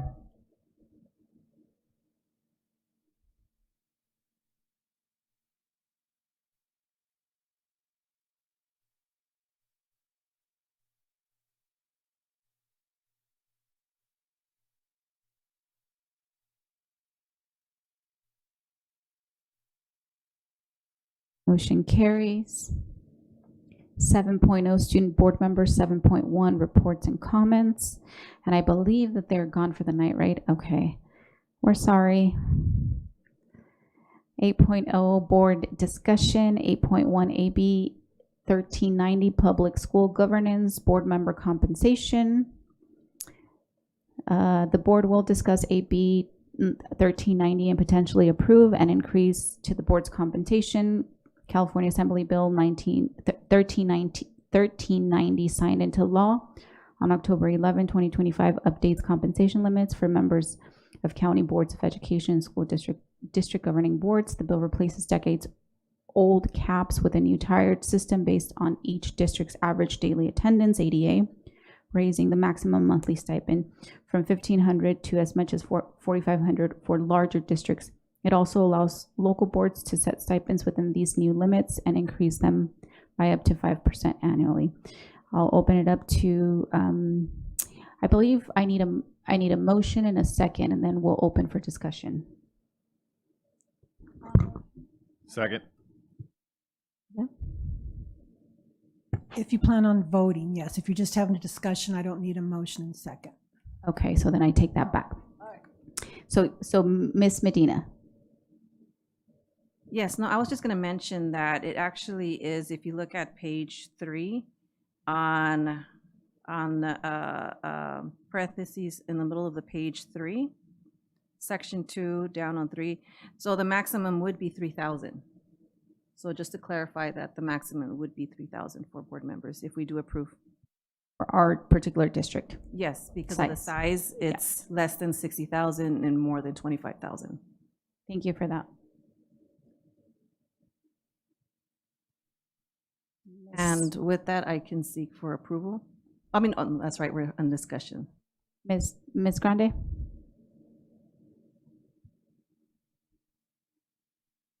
Thank you. I have a friend that I chat with at home. I call him Chat. And he gave me some help on this. He's a great guy. I don't know, maybe he's not a guy. Anyway, he says, why supporters say it makes sense. Old 1980s limits no longer reflect today's workload. 2, board duties now often require 15 to 30 hours per week or more. 3, fair compensation allows working families to serve, not only retirees or people with high-income jobs. Board members oversee large budgets, safety decisions, curriculum, labor contracts, and community concerns. Required meetings remain mandatory. Community events remain voluntary. And there's much, much more on it. But that's the one ChatGPT gave me. But I'll add that, 40 years without a raise. And I think our community would be happy for us. I think they would be happy for us. And I sense that. I don't think any one of them would throw shade on us for accepting what others have worked so hard to accomplish on our behalf. Kind of like what we do for our teachers and our staff. Only this time we're in the winner's seat. So those are my feelings on it. Thank you. Thank you, Mr. Tillman. Yeah, I understand what the policy, when I read the policy is saying that they really feel that because the pay isn't greater than what it is right now, that it really restricts people from being able to become board members. And I agree with it. But I also think that right now we're in a process where we're going to enter into negotiation with our other unions and partners. And no matter how this, no matter what you think in terms of the reason why the state legislature said we should increase the pay for board members, I don't think you can take it out of the context of dealing with the district as a whole. And I really think that if we're going to take action, we should wait until after we have settled with our all the employees in the district, which is coming up in the next month or two. But right now we're looking for clarification in terms of how much money the district is going to get from the state, where we're at financially, before we can determine how much we can give in terms of pay raises to the employees. And I just think it's important to set the right tone. And I think the right tone is we're not going to take a pay raise until we make sure our employees are able to get a raise. Of course, financially, you could say, well, it's only 7 board members and the district can afford it, but that's not the issue. The issue is just the perceived perception of fairness. And I really think that it makes a difference. And I think that we should wait until after we settle with our unions before we address this new legislation. Thank you. Thank you, Mr. Tillman. I don't see any other comments, so I'll just make my own. I just want to say that I appreciate every single one of you guys on this board. A lot of us take additional time, out of our days. There's a lot of events, there's a lot of things, and we're not doing it for compensation. We do it because we love our community, because we love what we do. So I hope that is clear, at this point, to our community. With that being said, though, I'm also always in favor of fair compensation, right? So, we do work. It is, we sacrifice family time. And again, granted, it's our choice to run, sure. But I just want to make sure that I do mention that, and I, that is said out loud. So I would be in favor and support. However, I do appreciate Mr. Tillman's approach in the comment that you've made. I think that, as leaders and servant leaders, right, if we are going to, there's a saying in Spanish, I'm gonna try to translate. If we are going to serve ourselves, we should definitely serve ourselves last, right? Make sure that everybody is taken care of. And so I'm in agreement in bringing it back after we've come to some sort of understanding with our union partners. Ms. Medina? And I would be in favor with the consensus to bring it back after, so if we have all three, we have 4 or 3 bargaining units, we would bring it back after that fact. So I do agree with you, Mr. Tillman. Thank you for bringing that suggestion. Mrs. Alexander?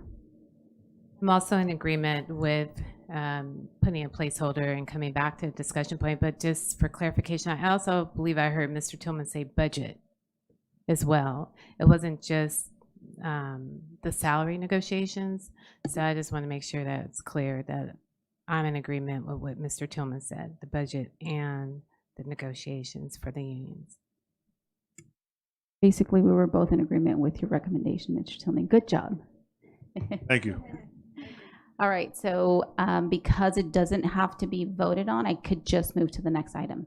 Oh, Dr. Wyatt, you have your hand up. Thank you. Thank you, Madam President. And I really enjoyed the conversation around this. I think most of us, when we joined the board, we didn't know that there was compensation to start with. And just so everybody knows out there, it's not much. It's really not much for the hours and days we put in. I think some board members go to more events than others. Some go to events every week, gosh darn, many times a week. I also know that this board has been very, very generous when it comes to collective bargaining and compensating our employees. We've been very fair. Since I've been on here for 11 years, we take things seriously into consideration, our multi-year projections in regards to our budget and budgets years ahead, also one-time funds.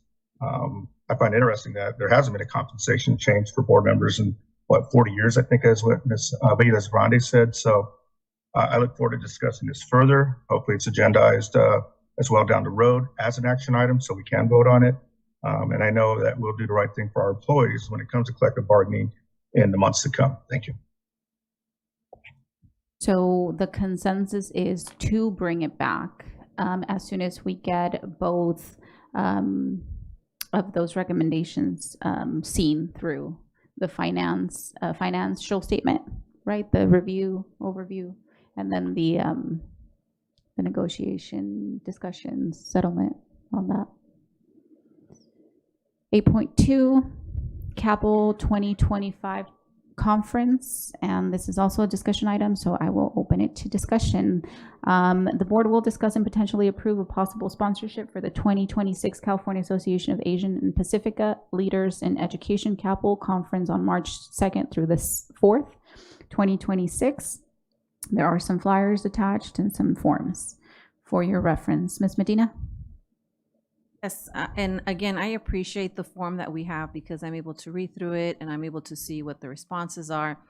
They do say that this would help with students that, there's 5 students that are planning to attend. I just want to get clarification. I'm not sure if Dr. Wyatt has information. So it says that it would help with between approximately 1,000 to 1,500 per students when it comes to conference costs. So I just want to clarify. Are the students not paying, they're paying 0 in cost and that's coming from the conference? Or is this additional? So if we're paying for the sponsorship and the students are still paying that amount, I just want to get clarity on that. Or the district, right? Yes, yes. Yeah, and that's part of the discussion item, Ms. Rosales Medina, is that, on something like this, I'm hopeful that the district would actually somehow pick up the cost for our students and staff to attend. I wanted to make sure that was discussed as well. Okay. The sponsorship would be similar to anything we've done for other organizations in a similar capacity for similar reasons. We do have a student panel that'll be presenting this year. It's the only student panel that will be at Capel, so I'm super excited about that. But I am asking for a sponsorship for the conference itself, and I'm hopeful that the district will pay for our students to attend. There are also, and I don't know if I included this or the Capel included this, scholarship opportunities for our students to apply for as well. Thank you. Okay, no, thank you for that clarity. I wasn't really understanding. So But either way, I do agree, a district should cover the students to participate in the conference. I think this is a great opportunity. Now it's just looking at a separate, it would be sponsoring the event or the conference. And I only see 2 sponsorship opportunities. Is this what I'm seeing? Is it student performance sponsorship, add-on $2,000, and interview simulation sponsorship add-on? Just to get clarity on that one, this $2,000. So basically, they're asking for $2,000. Ms. Rosales Medina, there were actually multiple sponsorship opportunities, but some were extremely high in the $10,000 and $20,000 range. And I felt that was not appropriate to even approach or entertain based on decisions the board has made in the past for other organizations. So I tried to keep it at a minimum of $5,000 or less. Okay, and I do see those 2 options. Ms., was that concluding your comments? Mrs. Alexander? Dr. Wyatt, maybe you can help me understand, because I saw a couple of numbers, so I was just trying to get clarification. For the students, it says 5 students will be attending, and the projected cost is between $1,000 to $1,500, which, it makes sense. However, I was just wondering, is that in addition to the sponsorship request, or is that the request that's being made to pay for the students to attend? It's separate. Okay, and then just to kind of unpack it a little bit more, there was also the cost for the gala. So if you attend the conference, is that expense, do you know the expense per student? Does that pay for them to attend the gala? What is the cost of a table for the gala is $1,500. Right. I believe it's a table of 10. Right. So however the district chooses to purchase or not purchase a table would enable us to at least invite 10 guests. So it's separate I would expect students to attend if they were able to. But it's separate to their registration fees? It is separate, correct. Okay. That's what I needed clarification on. Thank you. Ms. Grande? Did I read on there somewhere that Dr. Wyatt is getting an award? Did I see that in an email, or he's presented here? What is it? It was presented here. He is getting an award. Okay, there it is. All right, that's all I want. Mr. Tillman? When you guys did this policy for sponsorship, I wasn't in agreement with it. And it's because of reasons like this. Board members want to sponsor something, and then you get consensus. This is what we used to do, and we would sponsor it. But you guys just sent something out last week that said if you're going to sponsor something, then the kids have to actually benefit from that organization. There's nothing in here that says the kids are going to benefit from the organization. The conference is going to be paid for by the district. We never do sponsorships to pay for students attending a conference, or the parents for that matter.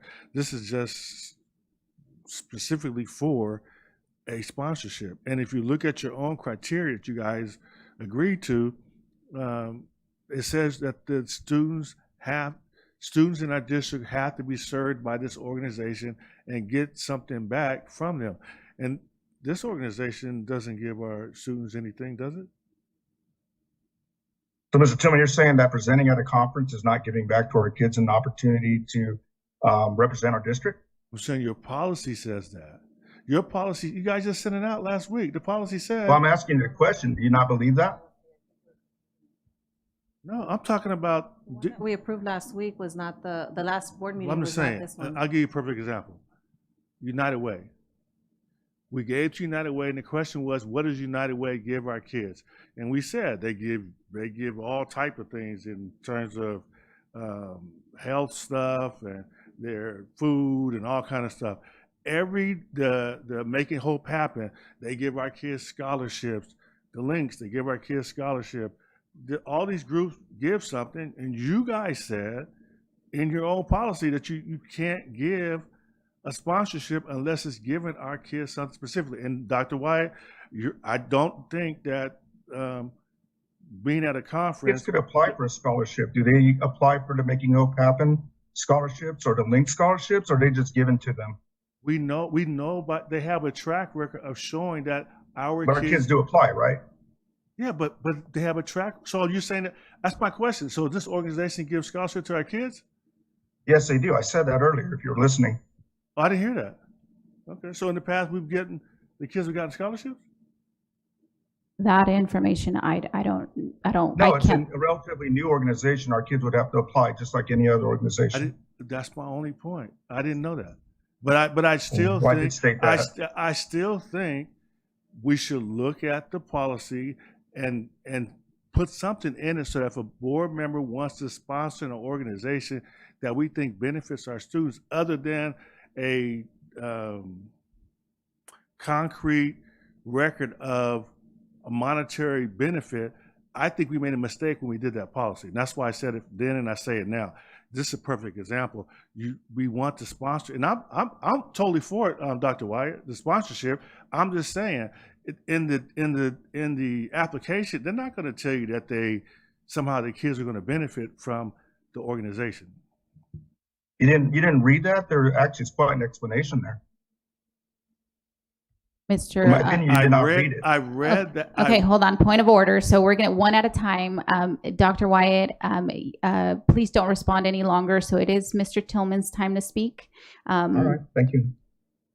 And I read in the application, we said we're going to pay $1,500 for the students to participate, but I didn't see in here where students get, or it's been demonstrated this organization has given students financial help. Thank you, May I respond, Madam President? Hold on. We have Ms. Grande next, and then you're next. Thank you. Well, I just wanted to mention that I believe I read somewhere. I don't know if it was maybe Chat GPT or in our information that we received. There's just so much.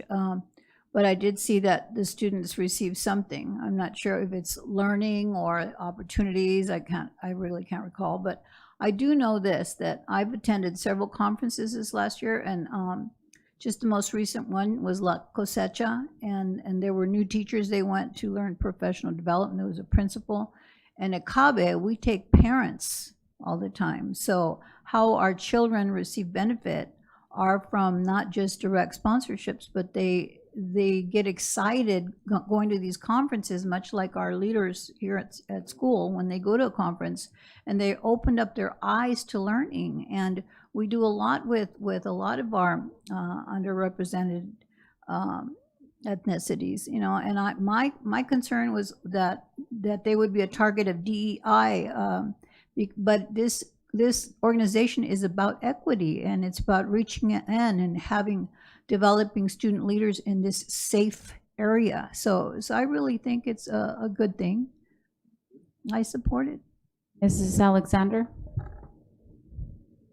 For clarification, I mean, it says that SBC's USD students are attending, and the policy that we all voted on said that as long as there was a benefit to the district. So based on what I'm reading, my interpretation, there is a benefit to students in our district. It's the same as if we were to send them to CSBA. So that's just my interpretation. I hear, yeah. We have sent students. We sent our student board, right. Yeah. I just wanted to provide a point of clarification and my interpretation of what I'm reading. Thank you. Ms. Medina? No, in essence, the thing though is that when you look at we have CABE, we have so many different other conferences where students are able to attend, and Mr. Tillman just kind of mentioned it too, even with CSBA. So that means we're going to be doing double. One is where we actually invite those to attend these conferences, which is in essence, their students or parents or staff already benefiting from it, because everything is covered, versus additional sponsorship, would we sponsor CSBA? Would we sponsor CABE? With additional funds? So I mean, at the end, and I think this is a great opportunity, for the district to have our students attend the conference. Maybe instead of a sponsorship, since we're basically already invited, because I wouldn't want to have a practice of, well, let's sponsor. Maybe other conferences are going to want to. Well, you're doing it for this conference. Why don't you, sponsor us? Even though we're already sending maybe 10 folks or 20 folks or so forth. That we use this as an opportunity, because it seems like they're doing great stuff. Not only support our students in attending through covering all the costs, but also maybe inviting parents or maybe inviting staff members to also attend, so that way they could take advantage of those learning opportunities, and we help cover those costs. But I do see the point of the policy is to make sure that we are kind of being consistent. And you're right, it is going to benefit our students, but at the same time, do we want to set a practice of us sponsoring conferences? Because I'm sure once a certain organization hears that we're doing it, for one, others are going to want to do it as well. Dr. Wyatt, I apologize. I completely skipped you. You were next after Mr. No, it's Tillman. all right. It's all right, Madam President. I just, one thing I want to be consistent on is we created these documents to provide explanation for why we request sponsorships. And I've looked at some of these documents that have been presented to the board, and I know for a fact that this particular request and the justification for it is probably more comprehensive than most requests I've observed. So when it's asked, I'm quite perplexed, to be honest with you, that when it's asked, how does this benefit our students? It's right there in writing. And so it just, to me, it's kind of odd that we're having such a discussion on something that we've sponsored many, many organizations in the past. However, this one is being scrutinized to a different level. Thank you, Dr. Wyatt. I don't see any more lights, so I'll just take my comments now as well. I actually think that the policy was a good idea, but I think that maybe it still needs some refinement, because the intention, at least for me, the intention of the policy was to create more clear parameters, not open it up more. And it kind of feels like it's opening it up more than it was previously opened. Or how it was previously utilized. And at least for me, that was not the intention. My goal was to ensure that organizations that we sponsored, we weren't sponsoring just because they were grandfathered in. We weren't sponsoring because, maybe of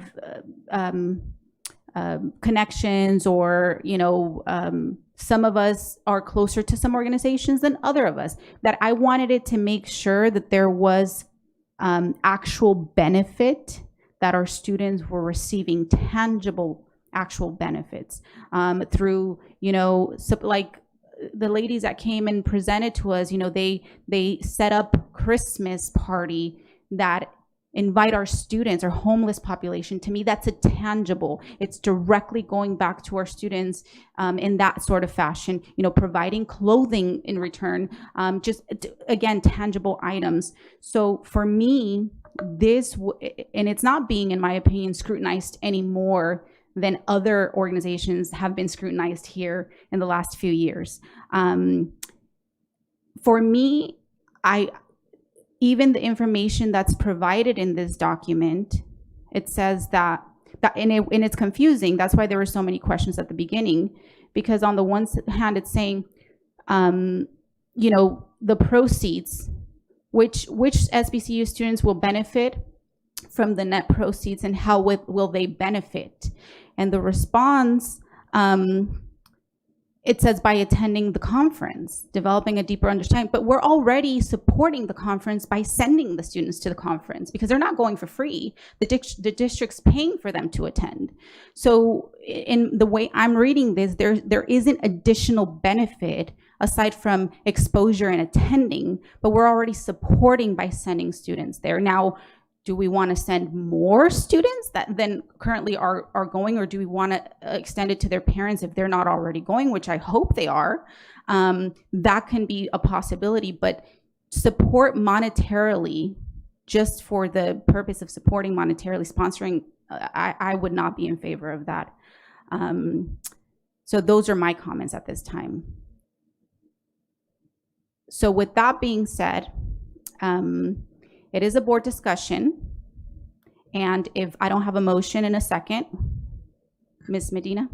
I just want to also maybe ask for clarification on what happens, because you know, if we're not going to, let's just say that it doesn't move forward, or if it does, but if it doesn't, can we ask the district to invite more students or invite more parents and staff to make sure that they're also benefiting from this conference that seems to be helping our Pacific Islander community as well as the Asian community. So I think that this would be a great opportunity to expand it if in case because like I said, and this has nothing to do with not supporting this organization.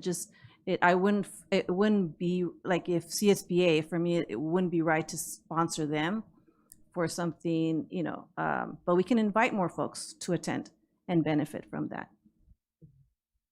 Mr. Tillman? I want to make a motion to support the sponsorship for $2,000. And I want to state that is because I agree with what we had before we did the policy. If a board member says this is a good organization we should sponsor, I don't think it's a bad thing to sponsor it. So I moved to sponsor it. I didn't, in no way, Dr. White, was I casting, trying to disparage the organization. My point was, it was the reason why I said I had a concern with the policy. It should be as simple as Dr. White said he wants sponsorship for the organization. He gets consensus and we do it. I don't know how you quantify that in the policy, and I've said that from the beginning, but I do support the sponsorship for $2,000. And that's my motion. Mrs. Alexander? There's a motion and I have a question, so. Yeah. I'm gonna go ahead and second it, but okay. Can I ask my question? Sure, of course. We still need clarification. Is that sponsorship paying for just it's not paying for the students, right? Oh, the students are going to pay the fee. I'm asking for a sponsorship over and above that to support, because Dr. White requested it. So the student fees are going to be covered by the district. So I second the. So we have a motion by Mr. Tillman, and then we have a second by Mrs. Alexander. I did have a question earlier, though, that if it does pass, perfect. If it doesn't, well, either way, if it passes or not, can we as a district send more? So I would like for the department to really look at that, to send more folks to the conference.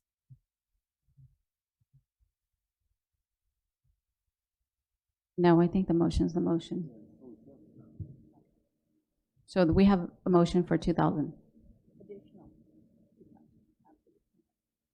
The payment is the payment. The students are going to go and the district's going to assume the cost. We have a motion for 2,000 to sponsor the organization.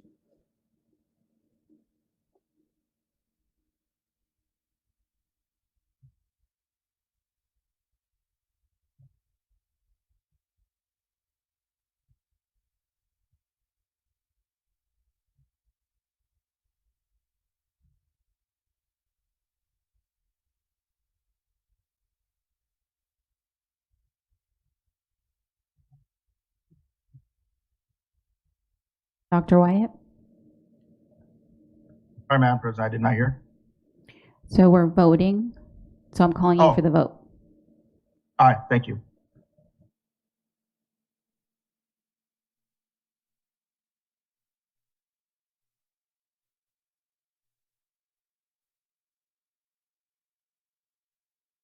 Motion carries. 8.3, Friends of Santa Claus, Inc., Christmas Tree Lane, 2025. The board will discuss and potentially approve a possible sponsorship for Friends of Santa Claus, Inc.'s Christmas Tree Land, 2025 on December 5th through 6th, 2025. So I'll open it for discussion. There's attachments included as well.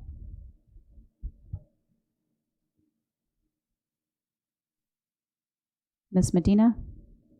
As part of the discussion, I know that I just want to mention back, I would say when my kids were small, I think it was even during the 2008, there was a lot of families that were losing their homes, a lot of families that were losing their jobs, and we were no exception, although we didn't lose our home, but we were close to.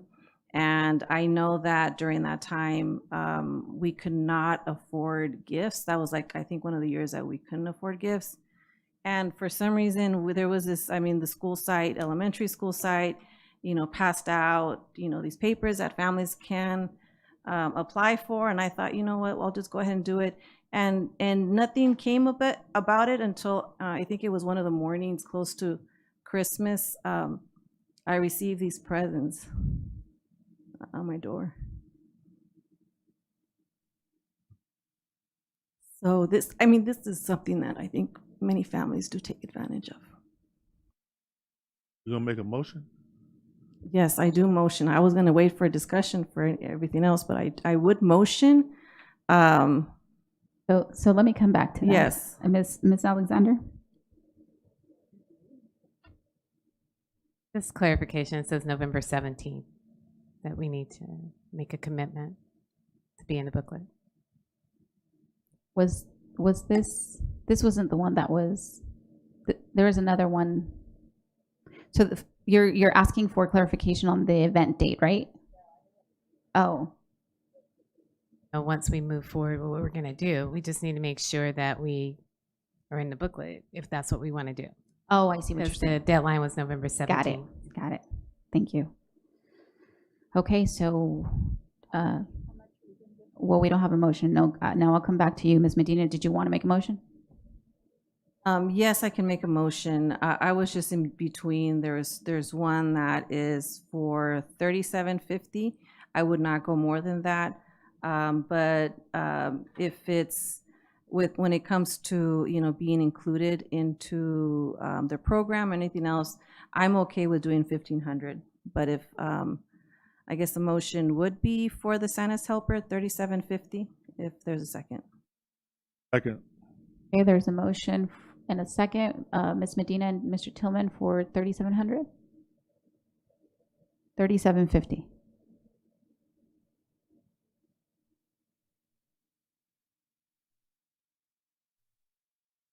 Vote, please. Dr. Wyatt? Aye.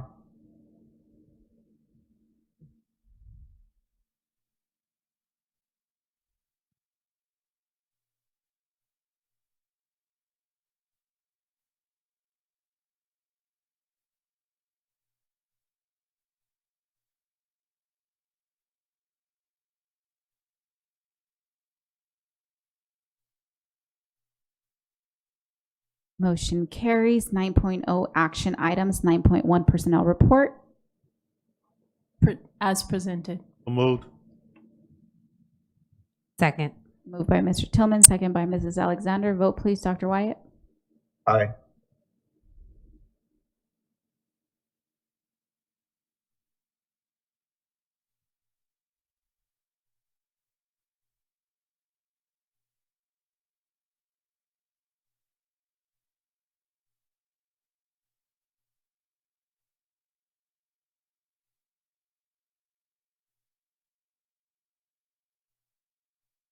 Motion carries. 9.2 resolution adopting the addendum to the 2024 adopted mitigated negative declaration for the Pacuma Park Sports Field Lighting Project, adopting the mitigation monitoring and reporting plan, approving the project, and directing the filing of a notice of determination. So moved. Thank you. Moved by Ms. Medina, second by Mr. Tillman. Vote, please. Dr. Wyatt? Aye.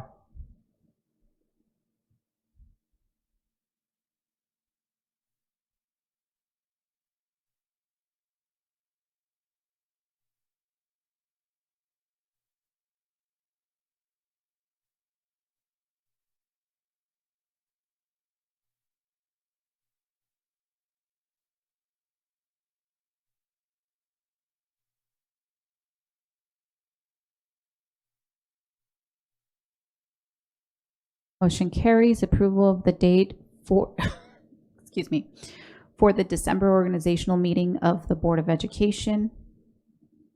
So moved. Second. Oh. Who was it? A move by Mr. Tillman, second by Mrs. Alexander. Vote please, Dr. Wyatt. Aye. Thank you.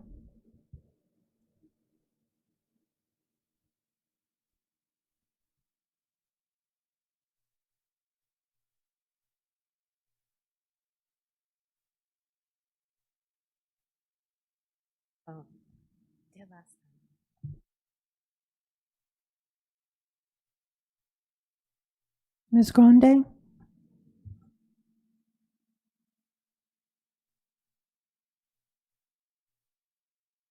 Motion carries.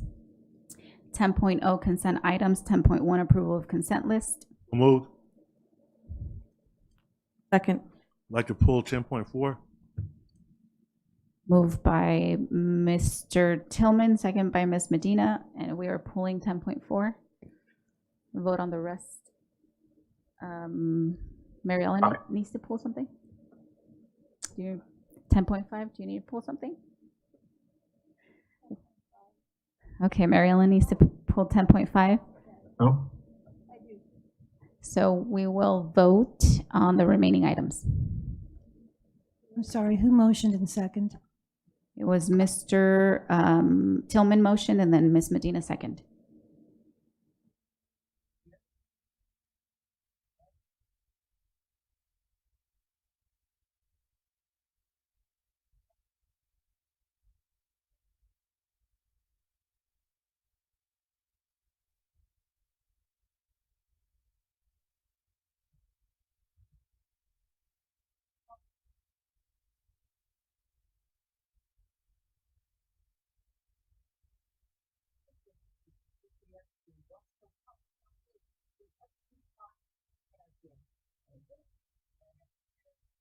Dr. Wyatt? We're voting on the remaining list. I was an aye. Thank you. Ms. Grande?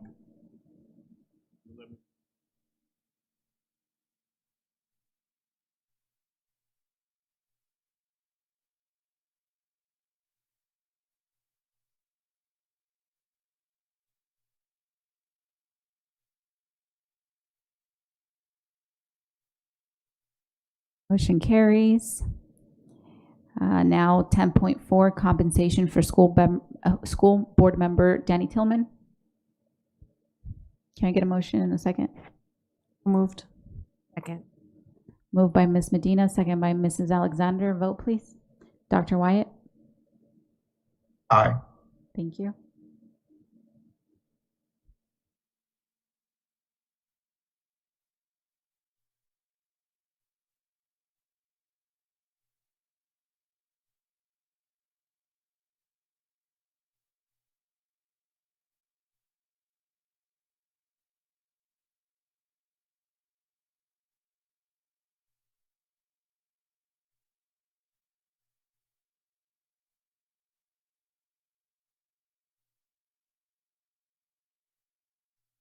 Motion carries. 10.5 compensation for school board member Mary Ellen Grande. Can I get a motion? Moved. Second. Moved by Ms. Medina, second by Mr. Tillman. Dr. Wyatt? Aye. Thank you.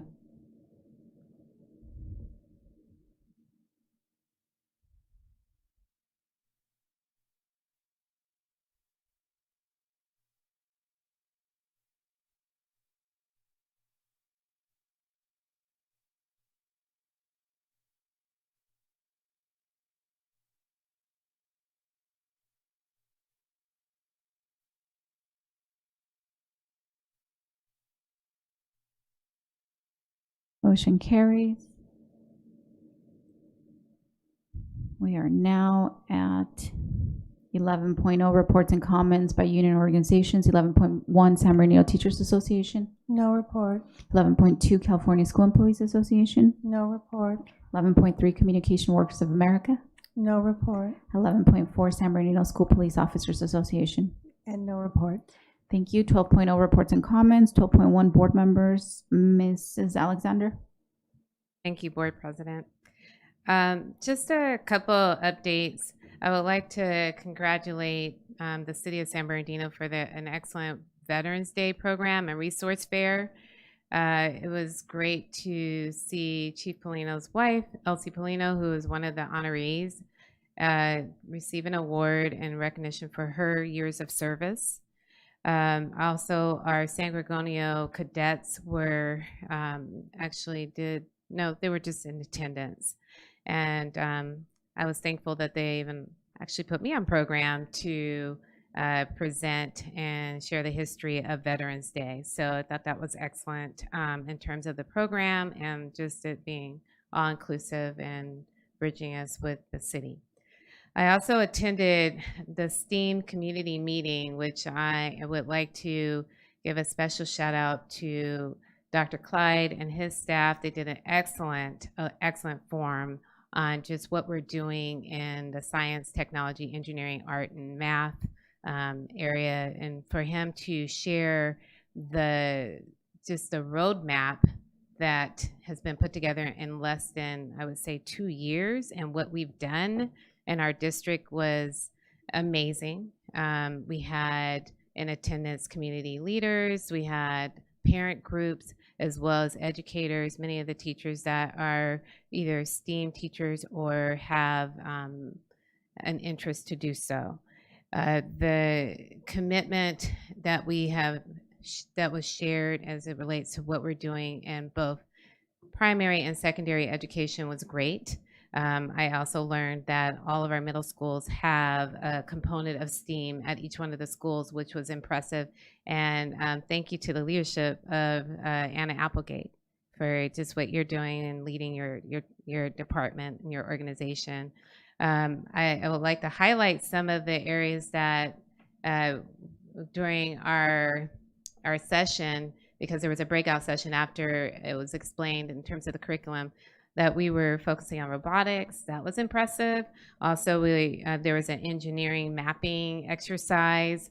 And what was great about it, it was the students that were actually walking us through all the different sensing sessions. So it was definitely interesting to be the student and have the scholars teach us.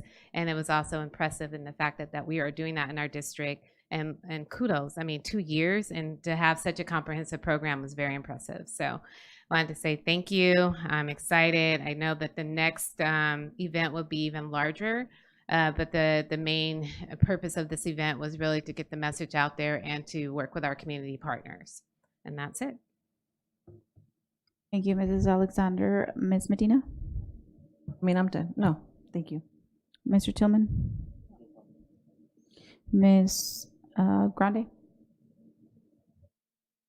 Thank you. I've had a really busy schedule these last few weeks. I did attend a lot of stuff. It was very exciting to attend the Haku. I've never attended before. I've known about it for quite some time, since the 90s when it first came out, and I was in college at that time. It was very exciting with Frank Reyes at the time. Eleanor was at home, and an attorney in Colton, and he was the big star with Haku, the Hispanic serving institutions in college and universities. So I learned a lot. I really got a sense of how very caring our politicians are, and I ran into Eloise there, just filled with love and with plans for the present and the future, and gave me much hope, and took away the fear, and it was quite commonality throughout the whole conference about what's happening with the DEI that we work so hard for. So be of good cheer. We're in good hands. And then the other was, of course, La Cosecha. It was my first time. Again, this is organization is like 30 years old. Fantastic. La Cosecha means the harvest. So we have together all we hear. I was so proud to run into several people from our school district. Let's see, the vice principal of, Muscoy Elementary, And he took 3 or 4 of his teachers, young teachers, all learning everything about English language learners and multilingual.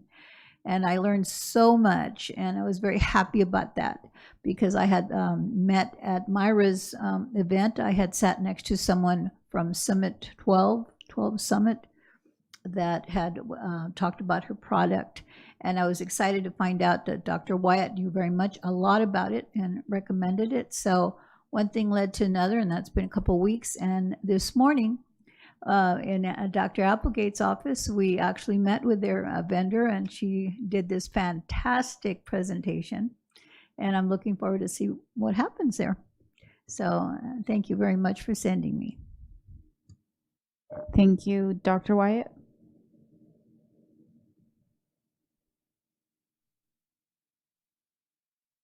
Thank you, Madam President. Now, just wanted to give a shout out to all of our local high school football teams that were in the playoffs recently. We had some outstanding teams that went and did a lot of good for our district, and just made us very proud.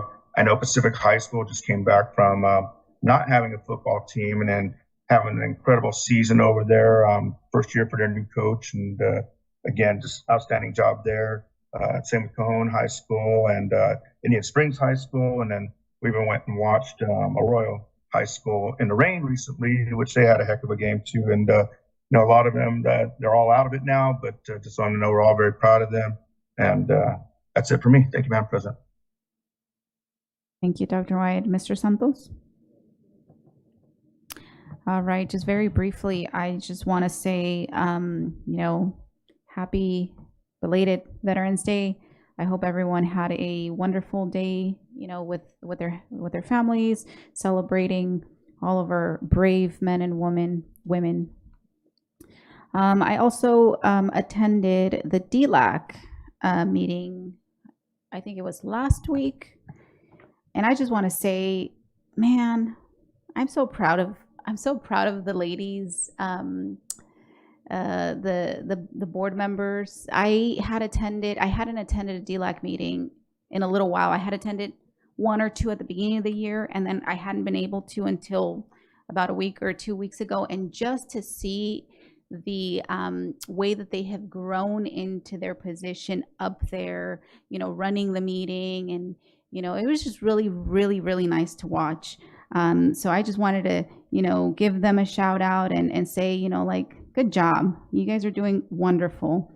I also wanted to share that at that meeting, they do a little activity at the beginning, and I was actually sitting next to Kimbre Sargent, and they did a little activity where, we connected with who we were sitting, we turned around, and oh my goodness, Kimbre took me completely by surprise. So first of all, she started talking to me in Spanish. And I was like, what? She speaks Spanish. I did not know that. So I don't know if you guys know that or not, but it's actually pretty darn good, her Spanish. So that was really impressive. And then she goes on to tell me that she grew up in the district where I currently work. I was like, what? No way. Our current superintendent over there, Mr. Ryan Holman, was actually her 8th grade teacher, when she was in school over there. So I was like, no way. And then to top that off, she's like, and we share the same birthday, her and I.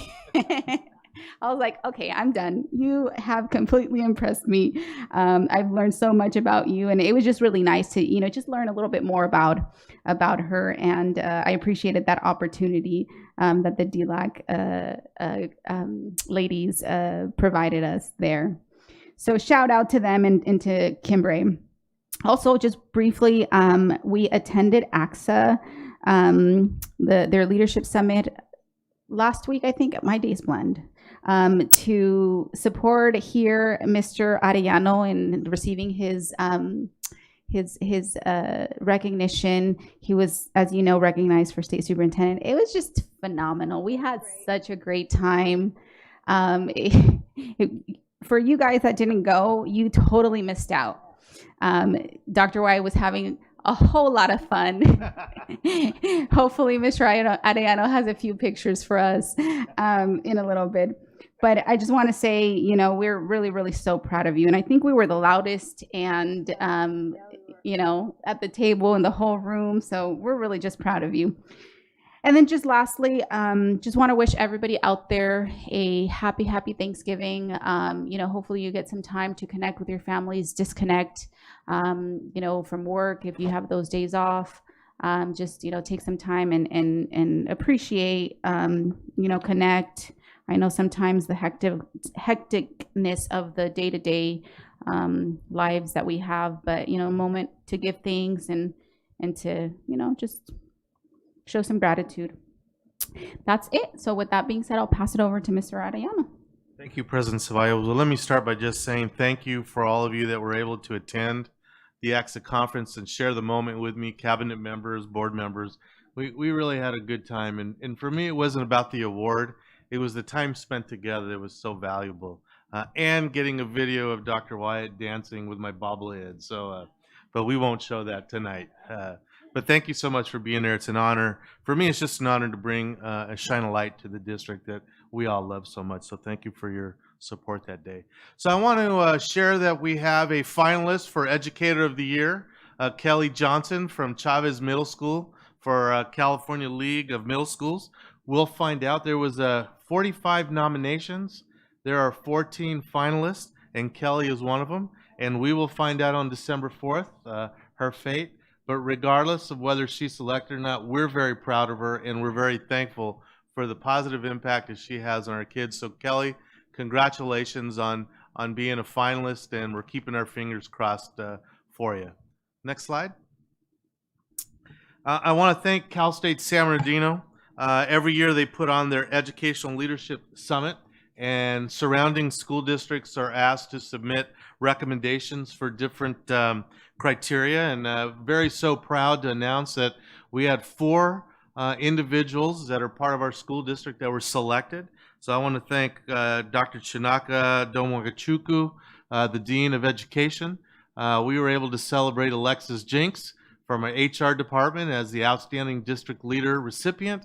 We were able to recognize Tommy Archuleta as our Outstanding Instructional Leader, and they celebrate Cynthia Hawley for Outstanding Counselor Support Services, and she is from Curtis Middle School. And you also see there Jennifer Corrigan as Outstanding Parent. She is a very involved and supportive parent at North Vermont Elementary School. So we want to congratulate our 4 SBCUSD family members for making our school district shine, and super thanks to CSUSB for selecting our SBCUS or our San Marino Unified School District employees. Next slide.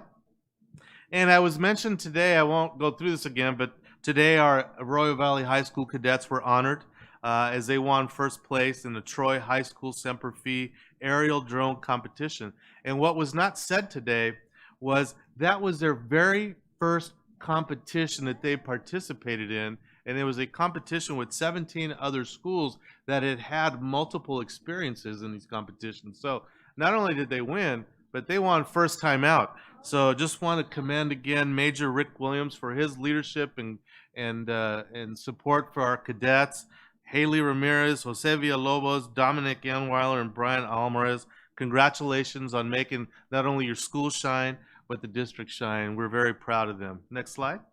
And as Mrs. Alexander alluded to, I also want to give Randy Clyde, Dr. Clyde, and our STEAM department great kudos for this great community forum they put together. And I want to give Ms. Alexander a lot of credit as well. She was one that really pushed and asked if we could do something, because she is seeing and hearing the good things that are happening in the district. And it was time for our community to also see them and understand. So, Ms. Alexander, thank you for your vision on that. Thank you for supporting it. As was said, we had students that were demonstrating all the different levels of STEM to our parents, to community leaders that we had there, vendors, Cal State San Bernardino representatives.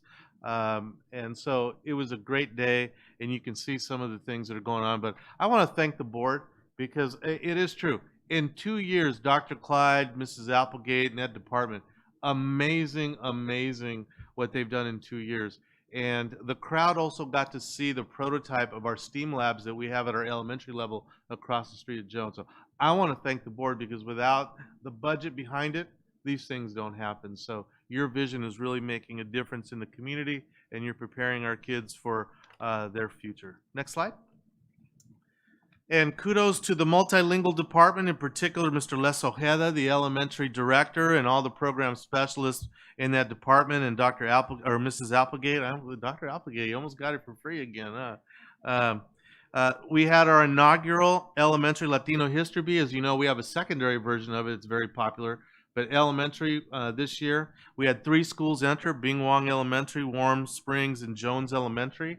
And so kudos to our department and our district for continuing to grow these opportunities that create inclusive excellence and a sense of belonging in our community. So good job, Ms. Applegate, to you and everyone in your multilingual department. Next slide. And I know this has been on the mind of many people. We're losing a great leader, and Chief Paulino, who's done a great job leading our school police department. We're very proud, and like we've said, there will be a proper time to celebrate all his accomplishments. But we are in the process of seeking our new chief. Our community forums started this week. We had one on Monday that I chaired, and I know on Friday Terry's going to chair the Friday Community Forum, and I know David has a big part as well. I want the board and the community to know that there's opportunities for everyone in the community to provide input, and we want that input. So you see there the QR code. It's gone out to Parent Square. It's gone out social media.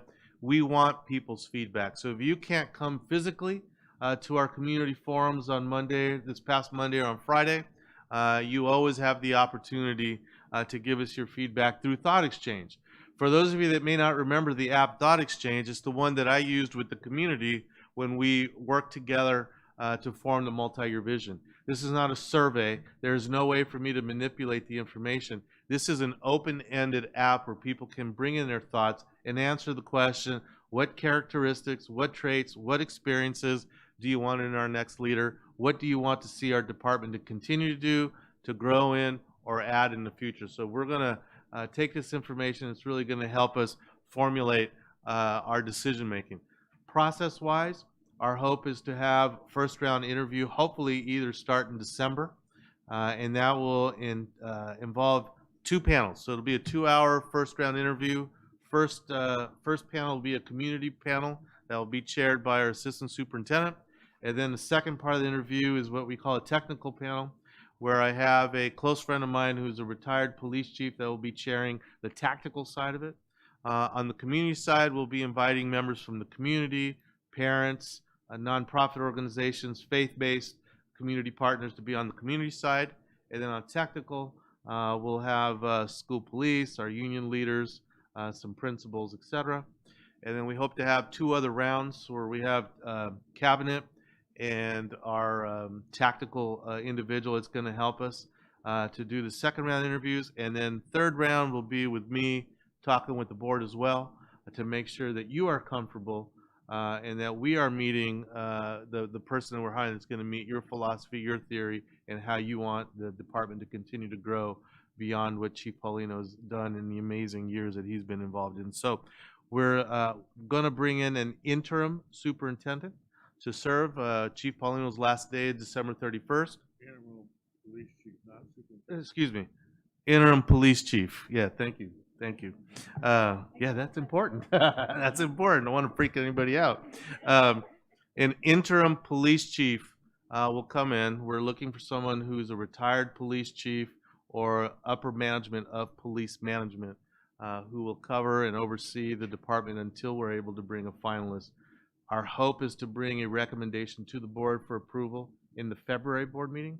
And then, of course, we'll have to see if they are employed elsewhere or internal, depending on where they are. But if they're from outside, release time will depend on their current employer. So it might be a while, probably till March, till we actually have someone here. But we're very excited.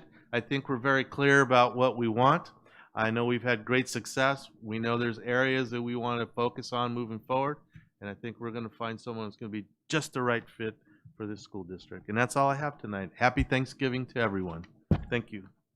Thank you. And I can't believe I completely missed, I in my board comments, I also attended the business services team leadership meeting with Mr. Komnick. So, and his team. So I just want to say thank you. Thank you for the invite. Thank you for, opening the doors. And I just want to say, man, that's an amazing group of folks over there. Sure, Miss Mariel. Go ahead. Well, I'm so sorry. I'll be remiss if I don't say this, that at La Consecha, I met Romy, Romero, and yes, DLAC president for this year, and parliamentarian Maricela, and I was alone. And so they just took me over and took care of me, and we hung out together and we became besties. And now they're going to start watching the board meetings, and they're excited about learning curriculum together. And they're really jazzed to have a friend on the board again, and they're really happy. So I just want to say hello to my friends. All right, thank you. Thank you. 13.0 summary of board members' requests. Good evening. This evening we received one request from Mr. Tillman. He recommended to bring back item 8.1, AB 1390, Public School Governance, Board Member Compensation, after the district has settled with all bargaining units. Board President Ceballos, Ms. Medina, Mrs. Alexander, and Dr. Wyatt were all in support. And that's all I have. Thank you. Thank you so much. 14.0 meeting adjournment. 14.1 adjournment. Can I get a motion? Motion to adjourn. Can I get a second? Moved by Ms. Medina, second by Ms. Mary Ellen Grande.